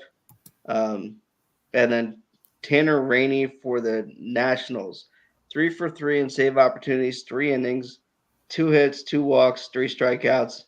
The whip was 133. Not bad. Not bad at all. All right, hot teams for me this week. I have the Yankees, the Red Sox. Jim, I'm throwing the Orioles on not just because you're here, but because they actually finally earned it. Goddamn deserve it. That's why. For the first time, also actually like 3 years, they've earned Probably it. the history of this show. It is, considering we just started last year. Yeah. I've got the Astros on here. I have got Jesus. I've got the Brew Crew. I've got the Dodgers, unfortunately. Yeah, I think I'm gonna keep Atlanta and New York off this week. Jason, I'll toss you a bone. I'll give you the Phillies, even though they got swept by the Rangers in one of those stupid mini series that should be banned. I hate those 2-game series. Yeah, so I definitely think that was a series they were just kind of looking past because they had that huge 4-gamer against the Padres. Understandable. Yeah, absolutely understandable. And they did what they needed to do. I said last week that I'd be happy if they got a split against the Padres, and they took 3 out of 4. So yeah, they're still doing all right.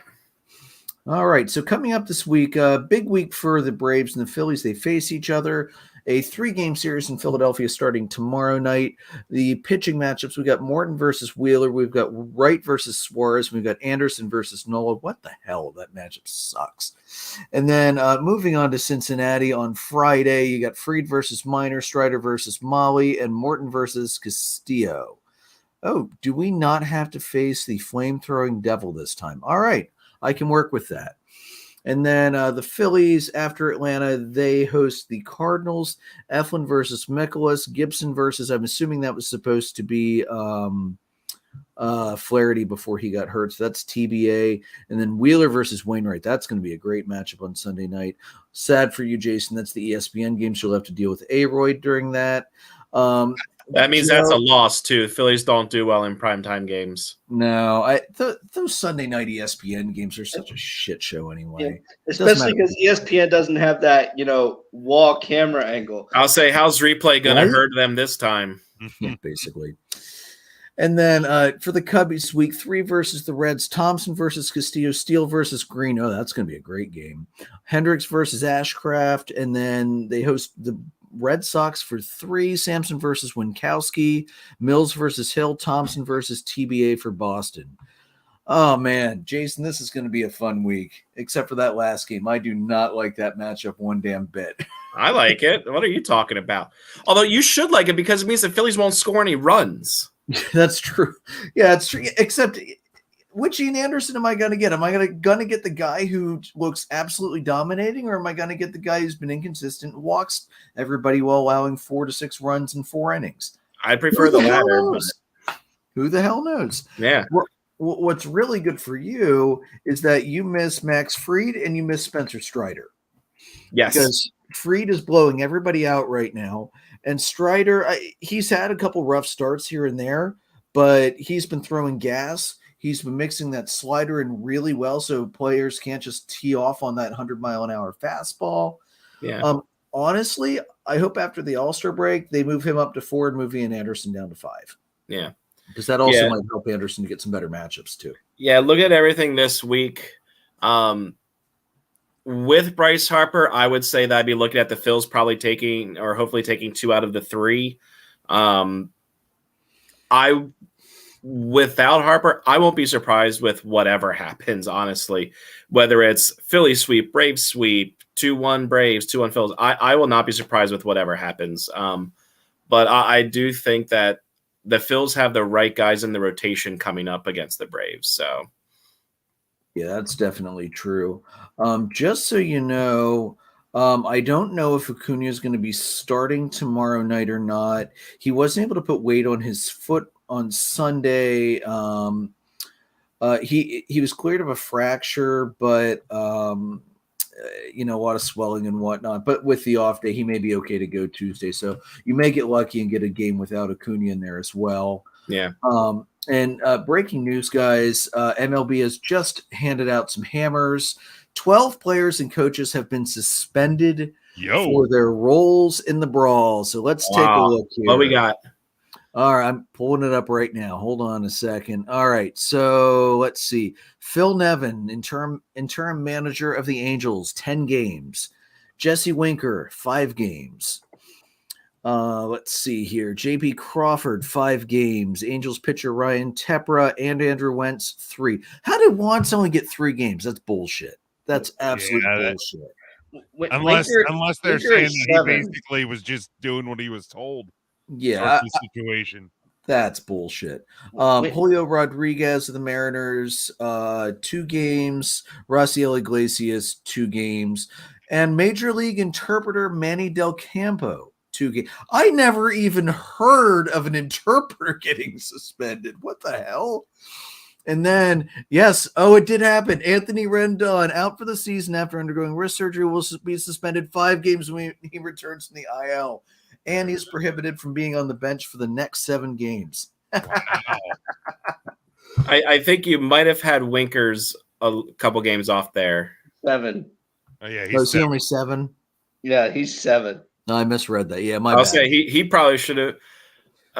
Why did Wantz only get 3? First of all, he's a pitcher, so 3 games doesn't fucking right. mean And again, this has always bothered me with baseball. When you suspend a pitcher, it should not be 3 games. It should be 3 starts. If they're sitting, well, I guess this is kind of a complicated one because technically he's a bullpen guy. Yeah, he's not even a starter. So this one, I guess you could apply a 3-gamer and it would make sense. It has always bothered me when a starting pitcher gets like a 4-game suspension. He literally doesn't miss a game. That's literally part of the rotation. They should miss 4 starts. If you're going to penalize somebody, actually penalize them. Yes. That has always driven me insane when it comes to starting pitchers in baseball and suspensions. Yeah. Wholehearted agreement there. Holy crap, though. They actually came down on Nevin. They actually came down on him. And you know what? I actually don't hate Wantz only getting 3 games because, again, I feel like he just happened to be like the trigger guy.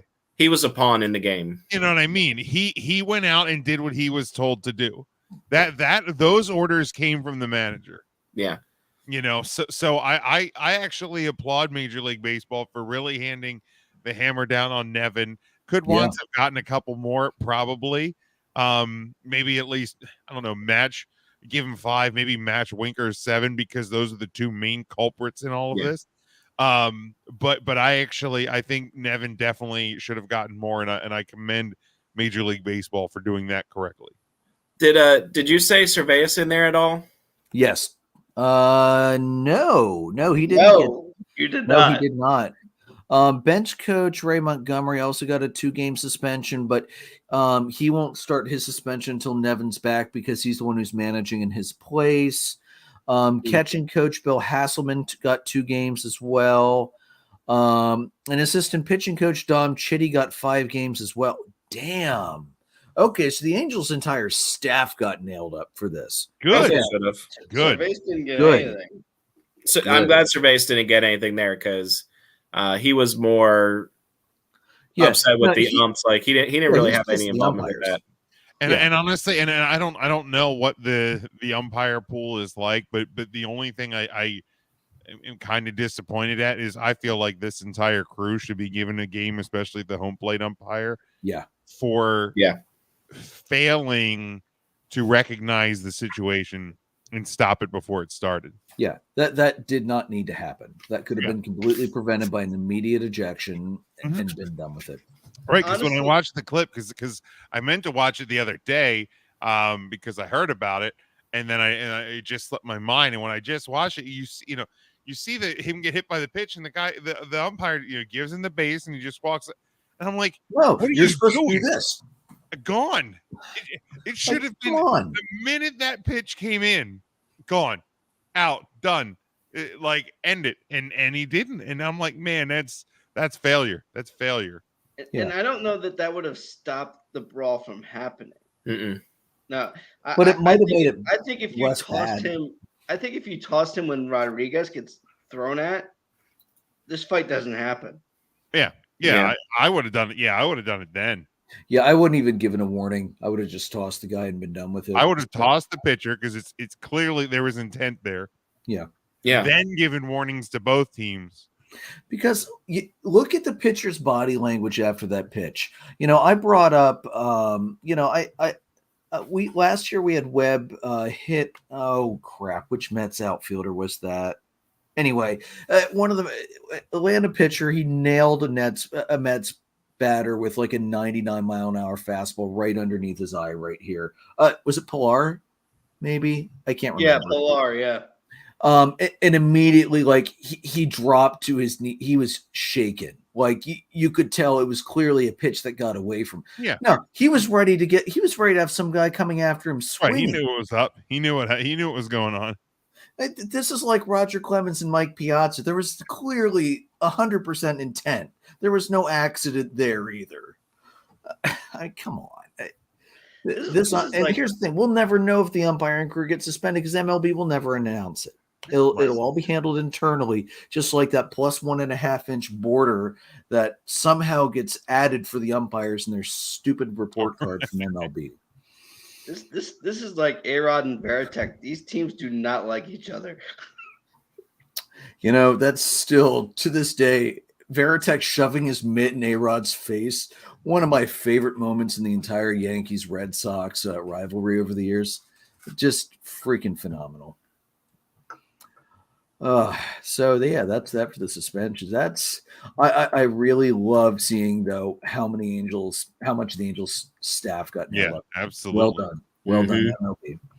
And I don't say that very often when Rob Manfred's in charge of anything. I mean, you went down the entire Angels staff and suspended the interpreter. Yeah, right. Well, I want to know what the interpreter actually did. Was he throwing punches, or was he just like yelling in a different language for somebody to go attack somebody else? Like, I need details. I really want to know what the interpreter did. We need some details. We'll keep an eye on this as this comes out over the next couple of days because and also, is the interpreter allowed to appeal his suspension? I mean, I don't see why not. Who knows? He's a team employee, so probably. Yeah, I guess so. I never even would have thought of asking. If you would have asked me any time before the start of this year, would I be asking, can interpreters appeal their suspension? I never once would have thought those words were going to come out of my mouth. Jesus. All right. So, yeah. Anyway, so back to the upcoming week. Joe, do you think you guys are going to pull anything out of the Reds, or are you pretty much chalking it up to another like 1-5, 0-6 week? I have no idea, man. I don't know what's going to happen with this team. I'm just trying to see what they have. Hey, you get Thompson twice and Steele once, so it could be worse. I mean, Thompson twice kind of makes me go, all right, you'll get 2, maybe. Steele is good, but the bullpen has been shaky behind him when they come in.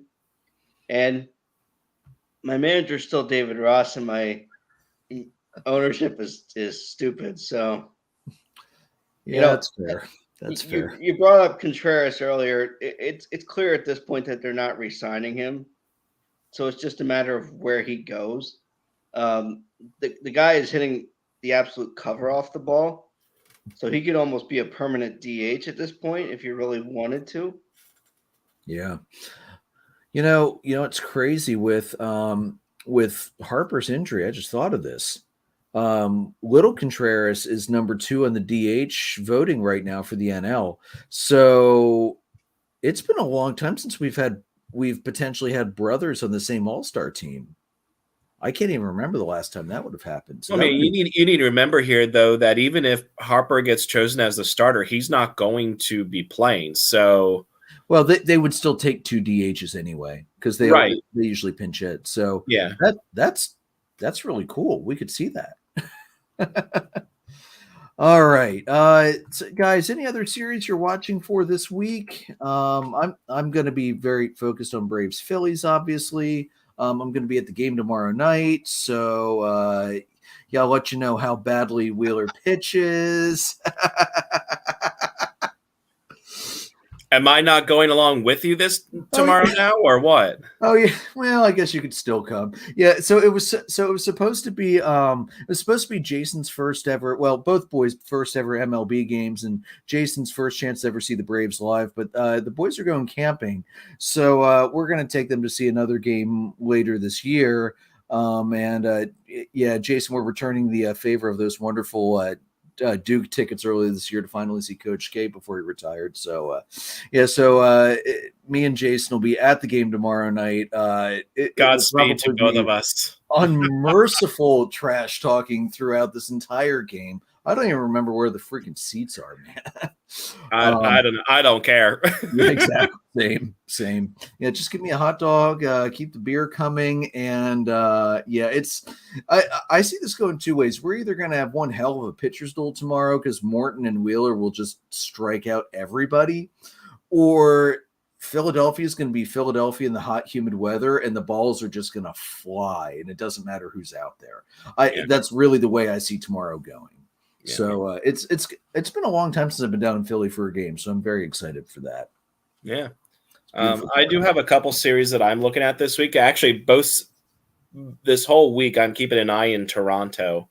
The Red Sox are in Toronto to start the week, and the Rays come in at the second half of the week, including a doubleheader against the Rays. So the Blue Jays have a huge divisional week this week. Yeah, I'm of course keeping an eye on the Seattle series with the Orioles. You need, like I said earlier, you need 1 out of the next 3 games. The Orioles up 1-0 in the first. You get one win out of these 3, and you have your first plus 500 series a month since August of 2017. So it's definitely a big thing for them. Then they go to Minnesota to start the month of July before coming back to face Texas. So a little road stretch there. The Orioles have not been as good on the road as they have been at home. So you definitely want to capitalize, especially on a Mariners team that has been heavily distracted and now missing some players. So definitely want to capitalize on at least one of these next 3. Plus, anytime your team gets a win over Dave, I mean, you're going to be a happy man. Yeah. You can never go wrong there. Joe, any other series you're watching? Mets Astros, the beginning of the week here, along with that'll be a fun one. White Sox Angels here at the beginning of the week. If the Angels, have a good Angels can field a team. Right. I think that Cardinal Phillies series is going to be pretty good here at the end of the week. And yeah, I mean, I'm just White Sox Giants at the end of the week too could be interesting. Padres Dodgers this weekend. All good things to follow, obviously. It's the way it's going. Yeah, Joe, you mentioned the Phil's cards. I was looking at some of the games here. I got a notification that while the Phillies do have the second easiest schedule the second half of the year, need to remember that we're not actually at the second half of the year yet. Yeah. 10 out of their next 13 are against either the Braves or the Cardinals. So it's going to be a big stretch here the next 2 weeks.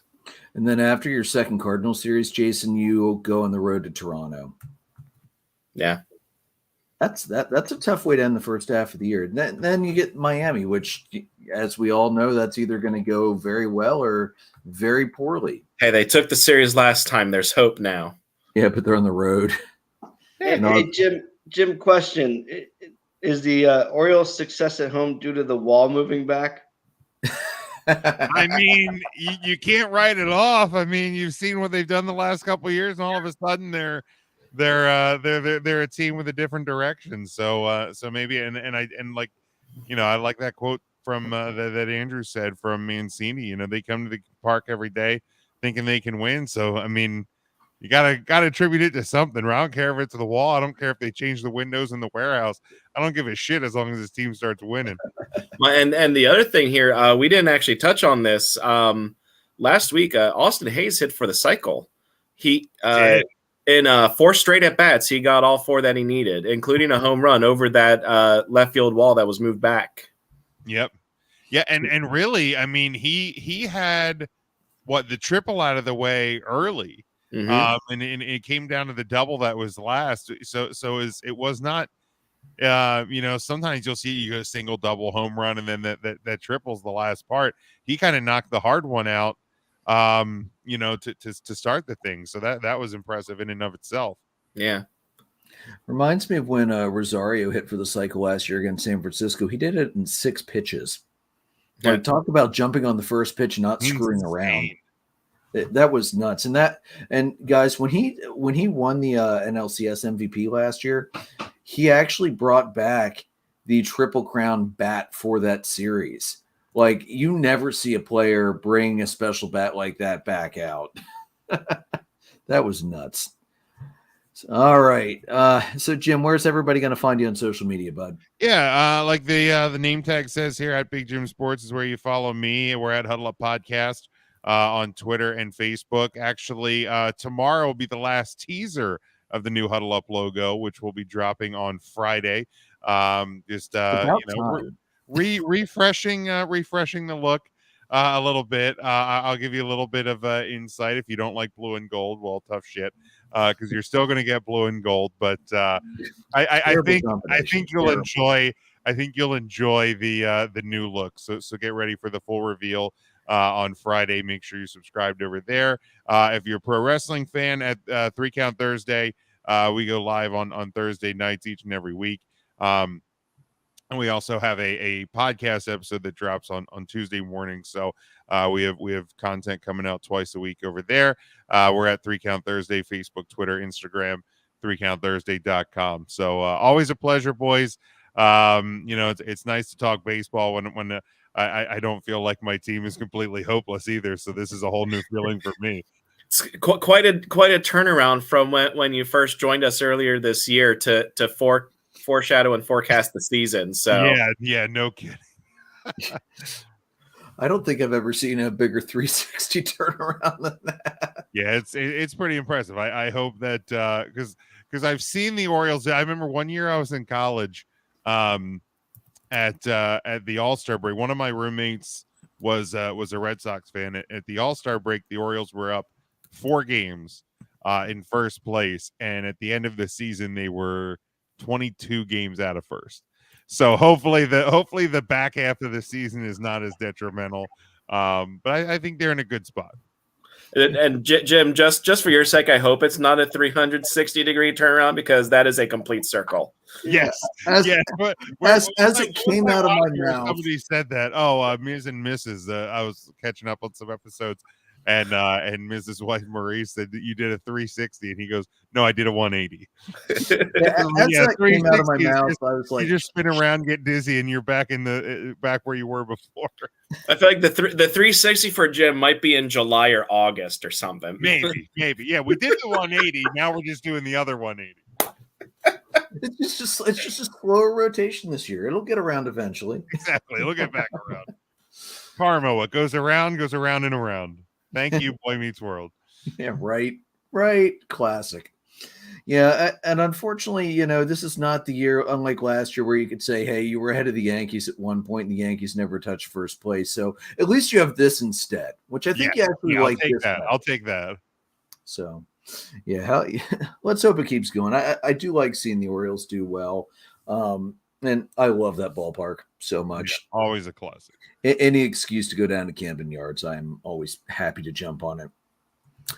All right, guys, you can find all of us on Anchor, Spotify, Breaker, Google Podcast, Apple Podcast, Pocket Cast, Radio Public, Amazon Music, and Spreaker.